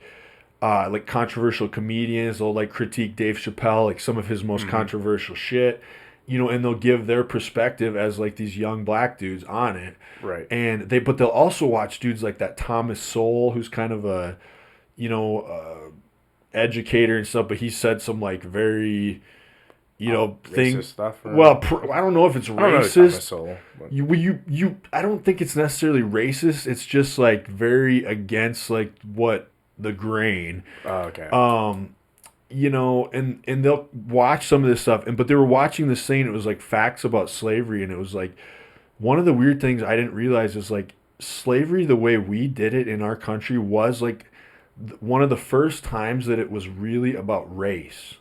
Like we made it about race. Like throughout history, slavery was always just like people with money owned other people that didn't have money, and they made them do all the work. Right. This was like the first time it was egregiously like somebody of different race. Right. And then we started like looking down on that race and treating them like less. So like in different times in history, there were like black people with black slaves, white people with white slaves. I don't know if there was ever black people with white. I'm sure there was. I'm sure there was. But we really fucking made it like so ugly because we made it about that. And I think I mean, slavery's ugly no matter what, but I think that's what made our version of it like... Because it was on the basis of color. It was based on color. And not necessarily like... Not just like, oh, I have taken a weaker person in the world. Because, you know, like in history, when we were just like these barbarians, like people would just come upon people weaker than them and be like, bitch, you make my... Right, exactly. You do this, I'm in charge of you now. You know what I'm saying? Like, it was before there was any rules or anything. And like, now it created a situation where like you see this super strong white dude, but next to like the super scrawny black dude, but nah, I'm taking the black dude because he's less than, black. Or he's like, they made it into this really gross thing, and it's still reverberating now to this day. But it was weird. Like, if you ever get a chance, watch some of their videos, dude, because they're so funny. Yeah. And like they're really they're pretty like. I like how they like will watch things of all different perspectives. They have a good range. And good. They're big on like they don't like victimhood or whatever. So they're like anytime they never want to be like victim mentality. But they definitely don't really lean like left or right. Really, they're pretty. Like, I like that. Yeah, I like that too because that's where I try to sit. I'm a pretty neutral. I try to be a neutral minded about everything. I have too many friends of both sides, dude. Like I feel like I do too. I'm definitely I've always been the more neutral person. I found that out like when like shit would happen in high school. Oh, growing like, up, I was super left, honestly. Oh, really? Yeah. I was always very neutral, not even like politically speaking, but like if I had two friends that were like beefing about something, you'd be like, Tim, what about this? What do you think? I'd be like, you could kind of mediate. I don't even try. Well, the issue was maybe I could have used that as opportunity to mediate. Just to be more like, I think both of you are being stupid, or I'd be like, I think that like it really doesn't even matter. I mean, this person did that. Yeah, you could like I try my best. I always see both sides. That's my issue too, dude. That's my biggest problem in life. Like I can actually usually see points on both sides of every issue. So I get decision paralysis because I actually have a problem where like I can literally put myself in the shoes of both sides. And I think that's why maybe I did speech and debate growing up too. So I mean, in speech and debate, you have to create arguments for both for and against, you know, whatever topic it is. Oh, debate's great because you actually the way to be good at it is you have to like create the best debate for your opposing side, and you have to create credibility. And honestly, I think the best part about it, at least if you do it at an influential age, it does teach you to be a bit more neutral minded about things or how you should at least approach certain topics. I mean, obviously, you have your virtues at the end of the day, and like, you know, stuff you believe in, core beliefs. Right, core beliefs, and you know, that's fine. People are people, and they should. I do have certain core beliefs, though. Yeah, and just, I mean, you're human. And, like, I have my own core beliefs as well. But I'm not going to, like, hate somebody if they have different ones than me. And I think that's for the most part. There's certain people, if they, you know, are too far Yeah. And I Like if think someone's that's like, where- there's certain things that are like unforgivable, but That's where boundaries, I think, not boundaries get crossed, but it's when your beliefs start encroaching on someone else's desire to be alive and survive and whatnot. That's where I think hate it's- that. That's So that's really my what biggest the problem pet is peeve. with everything. Well, and that's probably why I was like In my opinion. kind of more left growing up, because I like hated seeing like religious oppression and like Yeah. I hate any kind of authoritarian stuff where that's like my biggest thing is like I believe everybody should have freedom. Yep. So anytime any group starts getting very authoritarian and telling everybody just what like, they're nah. supposed to do or not do, like I'm like I can't get into that. As long as it's not hurting anybody. Right. Like if you want to be religious and like I do, like you said, I mean I even kind of don't really know what I believe about all that stuff. But I think it's beautiful if you have a religion. But now Right. if you have a religion that starts like persecuting people for who they are, or saying certain people don't have a right to exist, or certain people don't have a right to get married, or certain, like, then I don't agree with you. Yeah, it's just like that's just not what I wouldn't subscribe to that. And that's the thing kind of where I am, like whenever I have these religious conversations, like luckily I know like between me and you conversing about it, you're not going to bite my head off for saying I'm not like, the most religious person either, but No. that's like those boundaries again where it comes But to, I have friends who are super religious, and I totally Right. respect them.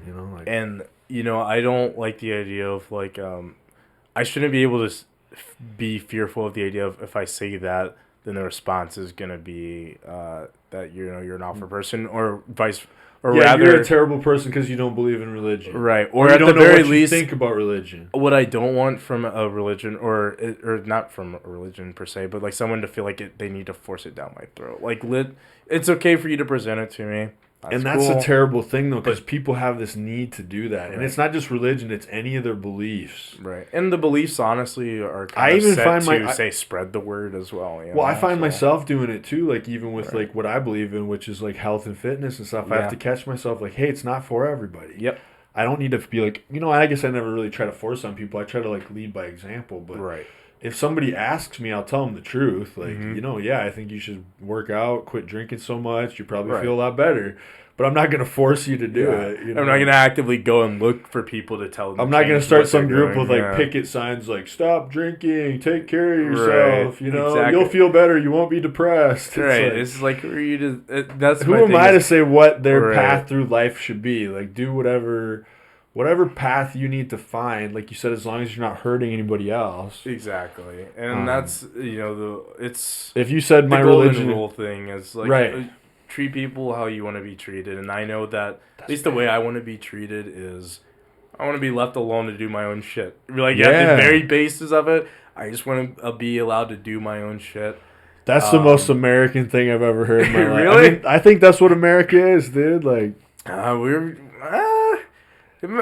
Yeah. Well, it's it's what like it's like what it should almost be. it's what it should be, but then like you Yeah. could make the argument of like to each when their we own. like we go to other countries to impose our democracy. Well, we do that all the Like, time. you know what I mean? Well, if you think about that, so that we dude, can like- allow them to do their own shit, though.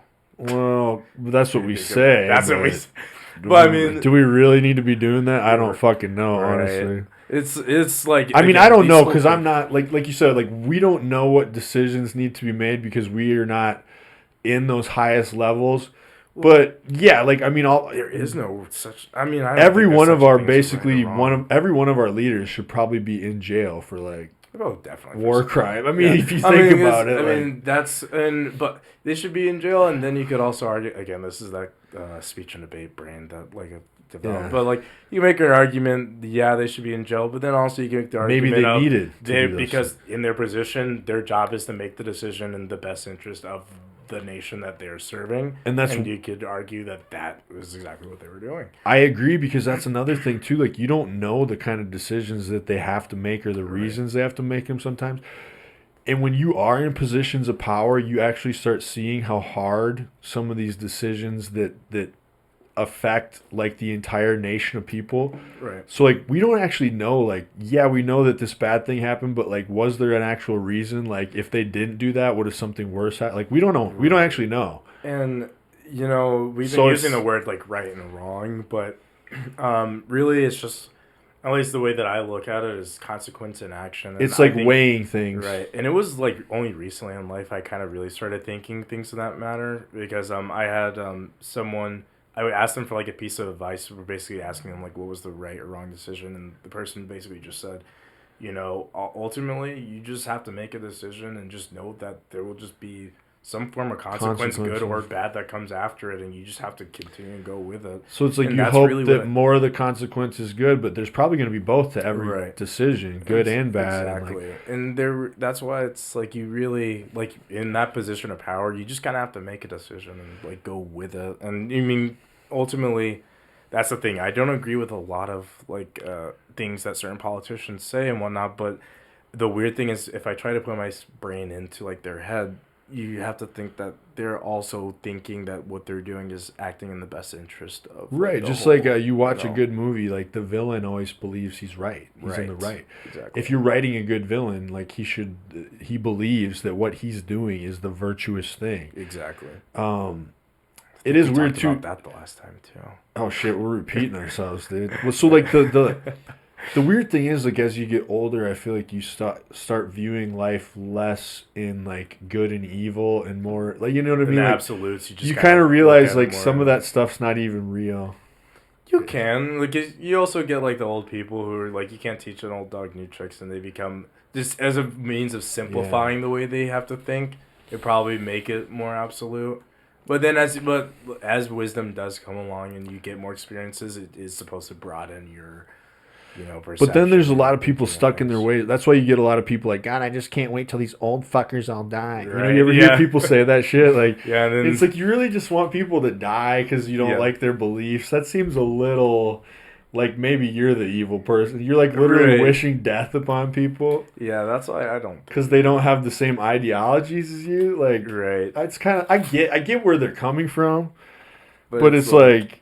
Yeah. I get it. Like, if it's, like, a bunch of old, like, racist people, like, making these decisions, like, yeah, like, oh, man, I can't wait till they all die, so then there's less rate. It's like, I kind of get that. But if it's, like, just, like, different ideologies, like, that stuff they believe in that you don't believe in, you're, like, wishing death upon them. Yeah. That's a little... But, like, right and left both do that to each other. Like, the right's always like, God, I wish all these goddamn libtards would just fucking die. Yeah, and then the left's like, I wish all these old... fuckers, white douchebag Republicans would fucking die so we could like it's really weird. It's funny how the whole like pointing fingers and like all these things, and it all just really boils down to everyone just wants to be comfortable and do their own shit and fit in and like and the way you combat that, dude, is just like making good connections with people and then focusing on what you can do. So like if you believe something is in the world and you want to make it right, or it's something you strongly believe in, then you should live to that way. Exactly. So like if it's something you really believe in, like say you're like, I really believe in like saving animals. So like you start like working at a shelter and you start doing this, like that's a positive impact. You know what I'm saying? Like you can do, I feel like people have more power than they're aware of. So like if you really believe in something. And leading by example, I think is very... actions speak louder than words, Right, so there's a lot of ways other than just like posting stupid shit on Instagram about your beliefs. Like, go out and do something active that actually helps the situation versus, like, the virtue signaling thing. Right. Where it's, like, it's weird, dude. Like, the virtue signaling, I think, comes from a means of impatience. Because, like, if I think it's one thing you can do. If I think of everything that, like, say that maybe wasn't the right decision to make, it usually comes out of impatience because I want a result. And now we live in a society where we're used to having things almost immediately. I've totally done it before too. Like I can't remember what it was, but I was pissed off and I'm like, we don't support. It was with my band. I'm like, I think it might have even been like something with the George Floyd stuff, and I posted something because it was like everybody was pissed off, and I was like, this is wrong. This is something, and my bandmates were like, yeah, you probably shouldn't post that. I'm like, you're right. I just made a split decision. I was pissed off. But it's like, what does it do? It does nothing, but it's me virtue signaling. It's not like I'm doing anything to actually help the fucking problem. It's like the only when you post up, with the black screen stuff. Or when I saw that, I was like, it's cringe. What's a black screen gonna do? Well, it's not like I'm expecting you to start a whole civil rights movement like overnight. But like something you can actively do is one, like understand like the very basic thing you could do to help that specific situation, understand where your conscious biases are, and then just actively like live your life and interact with black people, just not doing like those things that you think are harmful. Right. I mean, that's really, and then if you get enough people acting in that way over time, I mean, it's Well, over it's just time, like you said, it's being really aware of. difficult, right? So like that black square thing, I definitely posted that, and it was weird because it was a time when I was kind of like changing through. Or like also when people post like the French flag like thing, or everybody's got Ukraine flags on their shit right now, and they probably don't even know what's going on over there, and like they've never thought about it once in their life. But like, it's weird that black square thing happened, and this is kind of when I was like going through a thing like, what is this social media shit? And it was weird, and it was weird because I read. It was right after the black square thing. I did share it, and then it was funny because I love that band Pearl Jam, you know, and they've always been super political and super, you know, they've always took stands on these things that have mattered, like pro-choice when it mattered. Like Eddie Vedder wrote pro-choice on his arm, like back, you know, like, but they posted this article shortly after that black square thing, and it was like a whole article on what is called performative allyship. So it was like basically saying like it's a performative act. You're like really not doing anything to help, but you're putting out this idea that you're doing something, but really you just posted a thing on your Instagram. And so I kind of was like, you know what, that's true. And I like took it down because I'm like, I don't feel like it didn't really like what am I doing? I'm trying to get added. attention. Like, look at me, I'm not racist. Look how good of a person I am. Yeah. And it's like, why am I making this about me? Exactly. It's not about me. I'm a fucking white dude. Like, it's not about me. So why am I trying to get brownie points by posting this thing? Yeah, and I think I did the similar thing. Like whenever I forget, the thing is, I don't even remember exactly why we were posting the French, you know, flag. I don't remember what happened, if there was like a bombing or if there was like some huge like. You know, like massive death, like, and this was years ago. I just remember everyone having that, you know, filter of like the French flag, just like a transparent, like on Facebook. So and, I think I did that for like a hot second. And I think that was my first time of really understanding like that's not doing anything, really, and then I got rid of it because I was just like, why? Like, it feels like you're trying to get credit for not doing anything. That's what I didn't like about it. And then I read that article about performative allyship. So it's like pretending you're an ally without doing any work. You know, and I was like, wow, that makes so much sense.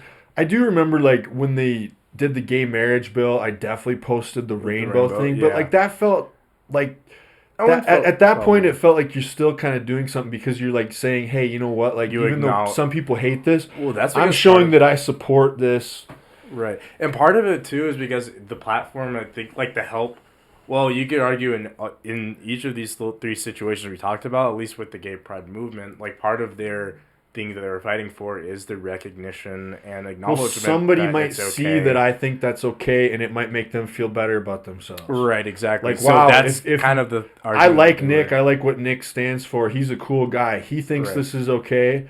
I feel good now. Right, you know what I'm saying? Like, and that's like kind of, again, one of the things that they were fighting for is that recognition. Whereas, say, in the black community, we actually just want action at this point or something. Like, it's I like, feel like action's like, much more. You can acknowledge that we're like people or whatever, that like we are a race and like it's different. It's like different needs for the different. That's funny you say action because like I just like Jon Stewart just had this video not too long ago on his podcast, and it was like the problem with white people, and it was like.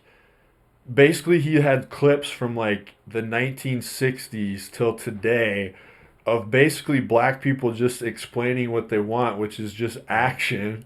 And he's like, so we haven't learned our lesson for like over this many years, and we just like keep pretending to do like he's like kind of pointing fingers at Democrats, especially for kind of like always pretending to care, but really they're just trying to get the vote, and then they don't ever actually change anything or do anything. And it's like, I don't know, dude. It was a good... Jon Stewart's a good dude. That dude, I've seen like quite a few things from Jon Stewart. I like watching... I watch all of those guys, really. I mean... I like a lot. There's a lot of people I like to keep in touch with on like YouTube. John Oliver, too. John Oliver show's so funny. Like, honestly, if you want to watch the news, but you don't want to watch the news... if you just watch John Oliver, it's like you kind of get filled in on what's going on. Right. I don't even always agree with him, but he's just but fucking it's just like funny, it's dude. good, like entertaining, kind of. Yeah. It's another tool. I like to think of it that way. Like I listen to all kinds of things of different, let's say whatever leaning biases like they have, just to kind of. I listen to a little both, so I can kind of Right. Stay neutral. or like you said, like kind of like you're saying, like find out at least what the Right. opposing. Because the thing is, they're not going to portray the information the same way. No. Either. So, like in terms of trying to hear the story or get like what actually happened. One thing I you know. don't like though is either mainstream media, Fox News, or Yeah, like or all those are MSNBC so and like whatnot. ugh. Very, very biased, and even CNN. is Terrible, Like dude. it's supposed to be the most neutral thing. But It's not at all. They're terrible, dude. And so when it comes to like information, it's not that I want to be disconnected. So like I always grew up from hearing, or like my parents would tell me, okay, so you heard about this and you're telling me, like, did you see it or did your friend tell you? Like, is it secondhand information or is Yeah. it first? So I always value firsthand information over, like, you know, different down the line. So I always understand now whenever I look at something, if I didn't see it for myself, unfortunately, there's always going to be a little bit of hesitance that I have for really backing, you know, something that, How do you or really perception, know? right? Because Yeah. I really wasn't there. And I know that you weren't there either. You're just reporting on the situation. And also, you're Because then a reporting it how you narrative view starts it. getting reported and everybody kind of says the same narrative. And I'm not even just talking in like the media and news. I'm saying like you said, a group of people. Mhm. And it's funny because like if an incident happens in a group of people and then you listen to like everybody's take on the same incident, everybody's going to have a different perspective. Right. So you kind of got to like listen to everybody's and kind of make your own decision. Right. And that's, and honestly, it's so bad. That's like one of, I think, the most beautiful things about being human is the fact that no one looks at anything exactly the same. Or like That is kind of beautiful. That's basically kind of like what you just said, and like That's what makes us all like unique and like why Right. we have all these like, dude. Imagine if all your friends thought the same. Right. How boring that. Like I know, for example, and I'm sure you've heard this too before. Like we're looking at this, you know, can, and it's white, Yeah. and you're looking at the can, and you see that this is white too. But the way I'm perceiving white is not the same way you're perceiving the color. Yeah, of what do white, you know? think about that? What do you think that's like? People have said that to me before, and I'm like, is that really how Is that light right? waves work? The thing is, I don't know Because I'm like, it couldn't. I'm for like, a- so like these are waves, right? They're Right. different waves bouncing off of things. So to me, it's like, Mhm. I feel like this is just I have no clue if this is real or not.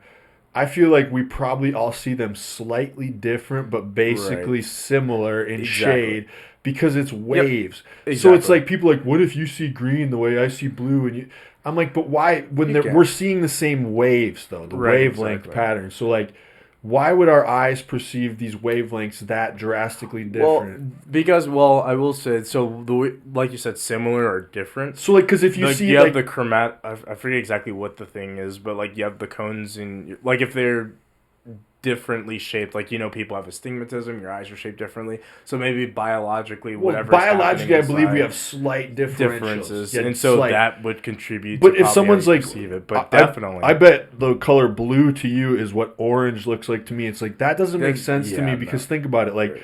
what does blue look like to you? A calming color, kind of like yeah. it's deep, it's like darker, it's cooling looking. Uh, So like, what is like orange? Like bright, sharp, like Right. in your face.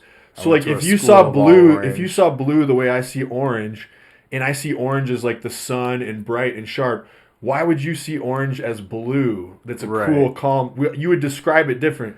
So if you saw the sun as blue, you would describe it like, oh, it's this cool, calm color that kind of makes me feel relaxed. Be like the sun? No, it's like bright and sharp and in your face. So like to me, it's like I feel like there's. You know, and I'm not a scientist. I could totally be wrong. I have no I fucking don't know. And then like I you feel also like have we like see color colors- blindness stuff. That's- and that that's factors in different, as for well, sure. right? And But I feel like we kind of see colors for the most part, similar. right? Like we're all supposed. I mean, But that's just me Well, completely guessing. I have no here's- scientific basis. well, like we said earlier, we are basically reproducing ourselves. Like we're just copies of ourselves. So we're supposed to be creating something that's very close to or exactly like the Right. original. So the functionalities need to be able to withhold that as well. So Yeah. the idea is that we should be So at least seeing our these- kids would probably see relative- colors similar to the way we do it. at Right. least, So yeah. like, you know, that's where I mean, if we're all really part of this. We're part of the human race, and like we all fall under that umbrella category with the same set of functionalities. We should assume, like, it's not wrong to really assume that. I want a scientist to fucking tell me this shit. I know. It's I like wanna I don't. know. I want to stop speculating all Because this stuff I've and break heard it down. people say it before. You know, and then there was that orange and white, or that, sorry, white and gold, blue and then black blue and dress black dress thing. thing. But that I actually understood how people could see it, Right. because it was kind of like in the middle. Yeah. And so like certain people's eyes could see it one way and the other. And like when you adjust like those colors, it's very easy to go from the blue black Right. to the orange gold, or the white gold. So like I can see there's like slight variations in the human Right. eyes, but like to be But like, not enough for it to be like. well, to be like I where get- if you saw like the sun the way that I see the ocean, I feel like you would That's- describe sunlight differently than I do. Right, exactly, and that wouldn't. Or like if you saw the ocean as orange and red like the sun, why would Right. you describe the ocean as like calm, cool? Like you'd be like it's like bright and burning and looks like, Yeah. you know, like, so I don't know. It's a weird. I've always thought about that because I hear people say that all the time, and I'm like, is there any basis for that? You're right, and you know it's part of the thing of like not the law of infinitude or We whatnot, definitely all perceive the but, world different though. right. Yeah. We definitely all perceive everything a little different, and uniquely. like uniquely, and because we're all just different biologically. But the thought of something that I've had to become comfortable with is just knowing that I just will never know like certain things. Like there are just certain things that no matter how hard we probably get close to trying to figure it out, we're probably just not going to, or at least not in my life. Oh, I've had to get used so to had that. to like When I was accepting that- younger, I used to want to know things. Yeah, And now I'm just cool with like, I don't need to know that. right. It's like I may not need to know. I I don't need to accept- know I don't need to know the meaning of life. I'll give my own life meaning. Right, exactly. Like And, I know what my purpose is. I give myself meaning every morning. Mm-hmm. I think there's power in the fact that like literally nothing actually really matters, Right. but you make it matter. Exactly. And like it's like that Matrix thing where people say, "Would you take the blue pill or the red pill?" And like at first I was always like, because I'm Red looking pill. at it, one, hindsight, two, the movie is like it's already kind of shaping how you should kind of try to look at this. But after over time, my perception is I forget which pill exactly meant what. Well, But red I wouldn't pill mind- means truth. I think I wouldn't mind taking like the blue pill, and that's Well, that's because here's the the thing thing, is, so, it's like- like my reality is whatever I just seem to perceive. I mean, So they're both- red pill is knowledge, and knowledge is going to be unhappiness and pain and suffering. right. So not like even you think about like in religion, like the biting the apple was like giving them knowledge. Before that, they didn't know that they were naked. They didn't know what the world was. They were in bliss. They were in the Right. Garden of Eden, just in bliss. Right. Eating the apple of knowledge gave them knowledge, and now they have then- pain, suffering. They Yep. know the world. Like, so like the idea is like Ignorance is bliss. exactly. So like if yeah. you take the blue pill, like your life's probably gonna be dope. exactly, You're gonna enjoy life, but you're gonna be living a lie. right, exactly. So why that's I'm why- that's why I'm that trying movie's- to be like, I'm trying to see if there's like a purple option. I 'Cause, will like, say I just like this. to know certain things, but there's certain things I just really No, ignorance there's can be definitely some bliss. value in this, dude. Like, we get so even like this conversation, we're getting super deep here. So like some Right. people couldn't even sit and have a conversation like this. So like, we get so deep, and especially if you are somebody that has some kind of intellect or is interested in intellectual things. Mm-hmm. You the more you know, the more the more you know, the less you know, because you like know that you don't really know anything, and then Yeah, it I leads you think down you to got- more and more. But also, there's a thing with intelligent people where they can tend to get really unhappy Yeah. and depressed because it's like they know everything and they know everything's bullshit and they just know too much.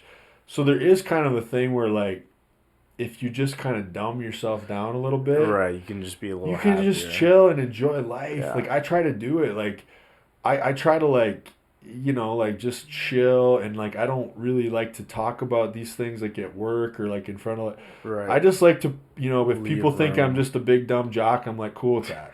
Right. Yeah. You know what I'm saying? It's like you it's don't have to go home. I with can them just at the end of the day. yeah, I you can know? just enjoy life and kind of be like dumb myself down Right. and like hey, life's good. I get to go to the gym. Mhm. I get to lift weights. I get to like just Just- be chill, dude. Yeah, and like, I mean, honestly, And then like you- you said, giving your life meaning, because I know what's important to me is I want to be able to look like be on my deathbed and look back and just be like, yeah, I'm okay with that. Is And like there- I want to have comfort in dying, you know, like Yes. when I'm on my deathbed and I know I'm about to die or maybe not, whatever the case may be.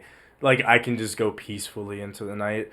I mean, honestly, I'd never know that I might have done everything that I think I wanted to do in life, and that moment might happen. I'm still gonna be freaking the hell out, you know. No, see, that's how I am right now. But if I were to stop living my life the way that I have been Right. living it and keep living it, so that's always my answer to like, you know, like, Nick, why don't you do this? Why don't you, why do you live your life the way you do? It's like, because that's what I want when I Right. die, is not to have any regrets. So I keep Right. living my life the way that I want and chasing the dreams that I want to chase Exactly. and trying the hardest I can try. And like, if I were to kind of give up on all that and just like go get a regular kind of job and like stop trying to like stop working out and just like kind of go with the flow, kind of back to that fear of being boring, fear of being Right. normal. That's where I would like eventually someday be on my deathbed and have regret. Yeah. But if I keep living my life how I have up to this point, I'll be fine. Exactly. But so is there anything that you still feel like you have to do to get yourself to that point? I Or you used feel like to you're- think. I think not. It seems like anymore you're now. kind of already living your life that way. I think I'm already living my life that way, and I like think you're that still I doing used- Muay Thai. You're Yeah, still I'm going doing after Muay your Thai. ambitions. You're not Yep. just like being like everybody else. You're drinking LaCroix when everybody else is drinking around you. That's I love willpower. that Like, LaCroix. I love it so much. It's really not even that hard. I love that. it's not hard. I learned dude. that I really used to like soda, and I just learned that it's really just that carb. My favorite thing with carbonation. LaCroix is actually take a little bit of apple cider vinegar, Import. pour it in the bottom of the glass, and then fill the rest up with LaCroix. It's I'm gonna try delicious. It tastes like kombucha kind of. I'm about to try it. I actually just bought some. Actually, next time you're in the bar, dude, ask me. We got some Alright. Bragg apple cider vinegar. I'll Alright, give you a cool. little shot. Oh yeah. Mix your LaCroix with it. See what you My think. mom, I know I'll definitely like it. My mom, what she would do for her fat burning stuff, she would take some of Bragg's, Genius. put that in, squeeze like a whole lemon in there, put Yeah. some stevia in it, and some water, lemon juice, or like lemonade Bro, basically. that's delicious. Oh, and they put a little bit of cayenne pepper in it to give it Yeah. a little kick. Oh, Well, and I that's love also it. super healthy for you too. Yep. I can't remember what cayenne pepper does for your gut health, but it's something good. Yeah, it's Anti-inflammatory, anti-inflammatory? probably. probably. I think like lemon, cayenne pepper, Turmeric probably would apple be good, cider too. vinegar. There's something about that mix. Yeah. It's It's like a cure-all super powerful. almost.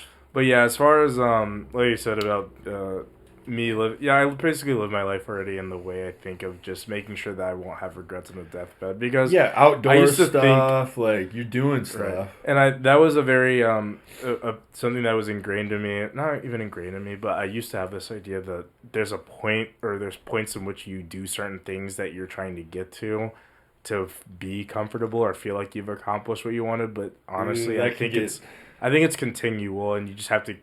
While yes, there are things that I haven't done that I want to do yet. What I try to avoid doing is saying I can't or shouldn't do something because I haven't gotten to this point yet.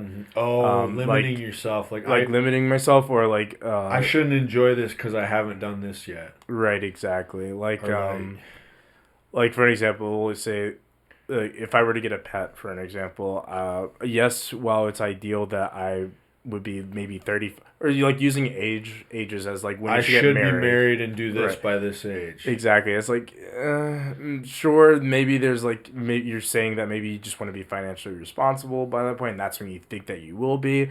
But ultimately, like, it's, if I'm 25 and I just meet the absolute love of my life and it smacks me in the face and Yeah. that's what's going to make me happy, then, like, of course, like, that's what I'm See, I'm at an age now where I'm trying to like start dating people around my own age. And when I Why? say Why when I limit say yourself? my own age, I mean Yeah. 10 or 15 years younger than me. That was like that's the You're new very young at heart. When you told me how old you were, that's the new like, Chris Rock special, dude. He says Yeah, I that. saw He that, says yeah. it's so funny, dude. He's like, yeah, I'm at that point in my life where I'm trying to date people, you know, around my own age. And he's like, and when I say my age, I mean 10 or 15 years younger than me. He's like, I didn't get famous and stay in shape to fucking, and then I can't remember what Yeah. he says. Like, dude, he's on point. Oh, that was That a funny special one. was so funny. That was a good special. And then he did it right by waiting till the end to talk about that. Oh, he's like, yeah, they called him a bitch, and this person called him a bitch, and this other person called him a bitch, and it's like, God, that fucking shit was funny, dude. That was a good. He I killed fucking- it, He did and I really still good. love Will Smith. Don't get me wrong, but Yeah. he fucked up. He did. That was sad to see him do that. That was. And Chris Rock, dude, that special, he killed it at the end. That was good. I mean, honestly, it was kind of slow building up for me. I'm not gonna lie when I was first listening to it. There was some funny shit. Like he's like Yeah. Lululemons cost $100, but at least I know they're not racist. He's like, I think I'd Right. rather just have the $20 pair that's a little bit racist. Yeah, It's functional. it's like, But like damn. when he definitely started talking, like I think that last half or like last third of his special, that's where it really picked up for me. And I really oh, dude, was, like when he's just like, they called him a bitch, and this That other was- person that was- called him a bitch, and yeah, fucking, what else was he saying? It's like, he was talking about. he made some good ass points, dude. Yeah, I have need to to go back and rewatch watch it. it now. It's I'm so really funny. I have a terrible memory. Like I can just watch something probably 5 minutes. Dude, ago him and like like, Chappelle and like, I'm sure there's other good all specials. comes from I this. love comedy, dude. It's. I think I love comedy when done right, and I There's love some comedy that's from. shitty. And like younger comics are harder to get into because they don't have as much life experience. I think like the people The that you great think comics of calling had greats some are- shit. Like, dude, Right. did you ever like Patrice O'Neal? Oh yeah, I Like, know dude, that guy Patrice. was like Patrice, diabetic, and he was yeah. like dying, and he was still funny as fuck, and like he was raw, dude. Is LaBelle he was- Crawford still around too? I don't know who that is. He's another big. I used to love Cat Williams. Yeah, Cat Williams. Those few specials, Yeah, like he was on he was- fire during the Bush administration. Like, Yep. And then I just saw something with him recently. I think his it was like new one Snoop was still Dogg's- pretty good. Oh, he has a new one. He had a new special that was still pretty good, but it was like It's there was the one that was like unbeatable, the one where he's all where the song like When the every ti- day I'm hustling, hustling. that was the one I hustle, think when we hustle. started talking about the fucking tigers in the cave. This shit right here, yeah, that's that one, and yeah, the with a motherfucker wood. oh dude, Or that like was the like bent his. back paper clips. I still use that phrase to He this was day. doing a lot of shit with that stool too. Remember, Yeah. he was like fucking the stool. That's and, what like, I will say I love about Cat. Like his very physical. Yeah, very physical. Like a That special, comic. whatever that one was called, I think that might be his forgot what it best was. special. Yeah, that's for sure. his Because best he one was in my like at opinion. peak Catwell, like his hair was perfect. Yep, it was. I think that maybe the one before. Remember that shit? He had his hair just like fucking. He even said And it. he I was think just in that like- special. he He said my was shit was luxurious. Yeah, is what yeah. he He's said just or like something. shaking it around. Like he's so proud of it. Oh, dude. man. He Dude. was dressed like fucking great in that He shit. was great. dude. And then I just saw him recently, and like Snoop Dogg had like a comedy special on Netflix. And oh, I need to watch it. I love Yeah, Snoop. it was pretty fun, and like Snoop Dogg's pretty funny. As like, I mean, I don't think Snoop Dogg. He's is, not like, really a stand-up, comedian, but like, he's like- he's just a funny dude. He's so he's Right. just an entertainer. But he basically brought out like he had different stuff. All It was these like Cat comedians. Williams. It was I might watch that Donnell tonight. Rollins. I love that dude. He was my favorite. out Dude, of he's that funny entire as thing. fuck. Like, he fucking killed that set. But when Cat Williams came out, I was kind of like, eh. It was like mid. It was like it was mid. funny, but it was mid. It And wasn't like the so- old Cat. Yeah, it wasn't like the old Cat, but I mean, But that's also why I like the understand- new Chris Rock. It was like this is some of his best work ever. Yeah. Like he definitely stepped his game up again. Yeah, and it all comes, I think, from again having life experience that you can talk about. Because Yeah. I think comedy is born out of tragedy, is what I remember learning that in school. Like you have comedies, you have tragedies, and you talk, the basis of It's playwrights like great and music stuff. too, or Right. great. You write plays, like great writing. It's transmuting pain, dude. Like Exactly. they turn pain into something beautiful. Right, and so the more life experiences you have, you think that's more pain that you go through that you can turn into. That's why I feel comedy like and- artists. Some people think artists are best when they're young because it's like there is something about like they still have the young angst or whatever. Yeah. But then, like, to me, I always love artists when they get older. I feel When like they they get age. refined. And they don't Yeah, sound they get quite more as refined. passionate sometimes or as angsty, but, like, But you they're- can- they get... Like, I like Metallica now better than ever. Like, Right. I like, like... Because it's refined. Yeah, there's just something about that comes with age. Or, like, Right. Pearl Jam, same thing. Like, as they get older. It's Mm-hmm. like they're not writing the same stuff, but it's almost better in a different way. Or, like, they're both good in their own Right. ways. I don't know. I equate it to, like, kind of watching... So, my favorite soccer player, Lionel Messi. Yeah. I started watching him, like, in 2010 or 2011 when he was in Barcelona.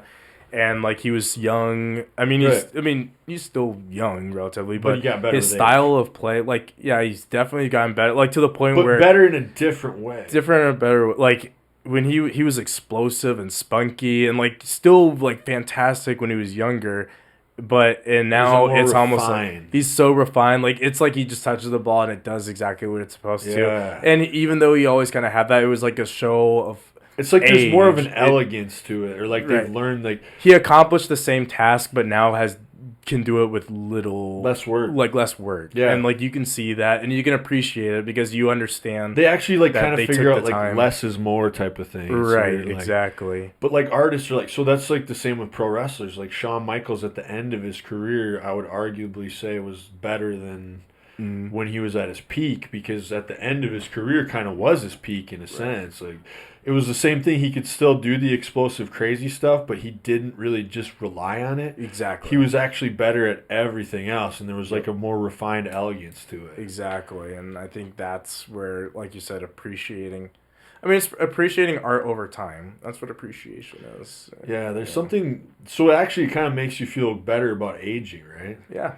You start like kind I of mean, getting better. that's what I'll tell myself to make me feel better about it. Shit, dude, by the time we're old, they're going to have us looking 25 forever. Like, there'll be some weird shit. Yeah, there will be. They'll be injecting us with fucking stem cells. I don't even know if I want that. I mean, I probably. That's the question. I'm probably gonna start having pains. I'm gonna be like, yeah, go ahead and give it to me. It's like you say you don't want it, but then all of a sudden, like, you're like... How could you not want it? All of a sudden, like, there's this hot, like, 25-year-old girl, and you could look 25, and it's like, okay, I'll take it. You know, Like, why would you not want to? Like, I still wish sometimes that I was 16, or at least I had that body. Well, they're doing this thing of, like, viewing aging as a disease, and how do we cure the disease of age. And the weird thing is, if you cure aging, you actually cure all disease that comes with aging. Right. So then you would kind of eliminate all disease at the same time. Yeah. Which is weird, because then you'd end up with, and I've said It's this, like another problem. I've said this on the show too many times, but you'd end up with this world where human beings would like never die of natural causes. So now you've got to. So it'd be like maybe ethically into it, you have to start killing people. Yeah, like to, so would it be this oh, overpopulated world? Yeah, that's what I'm saying. It'd be weird. Who knows? gosh. Oh man. Like we'd have assisted suicide clinics and shit because it's like we'd Basically. be overpop. Bro, you want to die? No. Okay. Yeah. You sure? We need some space. Like, It's like, come on, we've got someone on the wait. We have a couple of people on the wait list who's been trying to get on this Earth thing here. I mean, it's pretty Right. great Yeah, there'd here. be like a but wait list You've for been it. here for quite a while, so. You know what it'll end up being? Like, we'll be overpopulated. Nobody will age, and then it'll be like a thing. Like, okay, you can sign up for this program. It's totally free. We need space on the real Earth, so we're gonna let you. We're gonna kill you, but we're gonna upload your consciousness into this badass place where you're like that Black Mirror episode where like you're gonna be 25, you're gonna be ripped, you're gonna be sexy, you're gonna just be partying on the fucking beach till the end of time. So like, would you like to do that? It's like Heaven.exe. you know what? Yeah, let's fucking do it. I'll give up my space on the real Earth to go party inside of the fucking simulate. Okay, let's do it. And that's how you'd get people to like sign up to die. I guess so. And then you have those people that'll probably be like, no, there's still much to learn. There's still new stuff happening. Well, there'd I be don't some wanna go. purists that would Right. want to like. It'd be tough because it's like I don't know what I want to do. Yeah. I mean, Imagine if there was a place where you could upload your consciousness. You're 25 forever. You don't have to work out, but you're ripped. You look exactly how you want to look because you're in a simulation. Everything feels completely real. So you're 25. You're in the best shape of your life. You have no health problems. You can eat any food you want all day and never gain any weight. Do whatever you want. Take drugs. There's no consequences. You know what's weird? It probably wouldn't be that fun because there's no consequences. You take consequences out of life. It's no longer fun to do dangerous or bad things. Right. I actually just have like a weird. I don't know if you saw my face, but like I had a weird click thing where my brain probably thought a little too hard about it. But yeah, when you were talking about uploading your consciousness, which I was like, well, first of all, giving like basically putting the mercy of like my conscience in someone else's hands. That's like, scary. I died. And then I was like, well, Like, what if they just- and the thing is about consciousness, like right now I'm conscious, which Yeah. means. So the thing that like where you saw my face go like that, I was like, what if I've already died and I gave my consciousness to someone, and Well, this that's is what my this conscious, is. right? Like, Because they decided, like, we right. need to make the life more realistic, so there's going to be pain, suffering. If you Right. eat too much, you get fat. If you're going to eat... And this that gets in the realm where I start going, I'm gonna stop thinking about this. People think that this could already be that. Right, and when people say it's a simulation and all that stuff, and that's, I think when it gets to like that realm, like it's fun for me to, I think it's fun definitely to explore. I think it's fun to think about it because it's like fun just to think in general. Well, there was that one scientist that was on a podcast where he said, he studied this stuff, and he said that in the instance that we do someday invent simulations that are this good, that are as good, if we ever invent that in the future, then the probability that we're actually in one right now is greater than the probability that we're not. Right. So if this ever does get invented in the future, we're probably already in one. Exactly. If it's never gets invented, then this is real. But and that's the thing that, and what's it's the like difference? the chicken and the egg scenario. Yeah. It's very paradoxical, and then like you just start having like, because who cares? Like, it's real to Right. us. We're in it. Like, Exactly. it doesn't. So it's like another thing where like, well, doesn't that freak you out? It's like, you know what? Actually, it doesn't. It Because doesn't. it's the only reality I've ever known. and I think that's probably why I've chosen like the blue pill, because Yeah. again, I very much have thought too. It's like, well, if we've come close to like the idea of like creating that means it's very possible that it's already been done, or that we're in now. Yeah. So it's like that recursive thinking at that point. It's just like, well, there's nothing I can really do about it. I might as well sit here and enjoy what I've got. Just you enjoy know? it, dude. Just It's enjoy it. beautiful. And it's like, as far as I'm concerned, this is the only thing I know, like you said. And It's all we know, and make if the most this of it. is a simulation, it's pretty fucking awesome. Right. Like, And think how so- cool life is. I mean, it's Like, I can it go like blows my this. mind. Yeah, It's so you like, can yeah. do that, and just like My just knowing fingers that move if I tell them to. Like, Exactly. whoever designed this, it's pretty dope. Like, Honestly, if it's God or whatever. he's but like, however you came up with it, you did a pretty fucking good job, dog. You did I'm a sure great some job. people probably would disagree. Like, well, people that hate their like, lives and their yeah. life sucks, or they're Probably. like, yeah, I'm sure they would not. Yeah. Yeah. Like, who designed this? This sucks. Yeah, you it's know? probably they were uploaded with the pessimistic view of things, Right. but or had some experience. But yeah, that mindset is like, it's just fun to think. It really is fun. I mean, I've as always you can loved say, like science fiction and shit growing up, so like It's so cool. it's fun to think about. But That's why I'm a huge proponent against certain things like AI. Well, I like machine learning. I love neural learning. I love the idea of like making our lives easier with technology, but yeah, they're like, you know, the ethic discussions like with the self-driving cars and all those things. I have personally over time just kind of become, I like the separation of those things, because we're now in that realm of uncanny valley, which is where yeah. What's we're that? close- Explain that. we're close to are the targets, or the thing that we're trying to replicate, but it's not quite there. So like you see good CGI, and like it almost looks exactly like the real thing. So but, uncanny you can value tell is like if they put me and you in a room talking right now in CGI and voice, and you wouldn't be able to tell the difference. right. That's what Well, that means, uncanny right? valley is that you can tell the difference, but you can't quite. You may not be able to quite seems- put your finger on what it is. So there's a weird little eerie feeling that Right. something's not quite real. Right, like, you know, like, have you ever seen people try to put like skin on like robots, or like, you know, robotics? Yeah, these days, just like, their something looks face? a little off. And like it can look so good almost, but it's almost like it's because it's like off. You don't want it. It's almost better to go a step back and make it look unrealistic, or to have it be the real thing. Yeah. But whatever's in the middle, that's uncanny valley, and we just don't like it, and it's hard. It's to kind of like when people get too much plastic surgery. yeah, You can kind of feel like there's something off. About exactly, this. because it's, for all intents and purposes, not natural, right? Mm-hmm. And so like that, it becomes uncanny, and so that's kind of the thing. I've just over time and I like the idea of having the separation of things, because it takes away the novelty of why, you know, why we appreciate things the way that they are. If you can replicate it.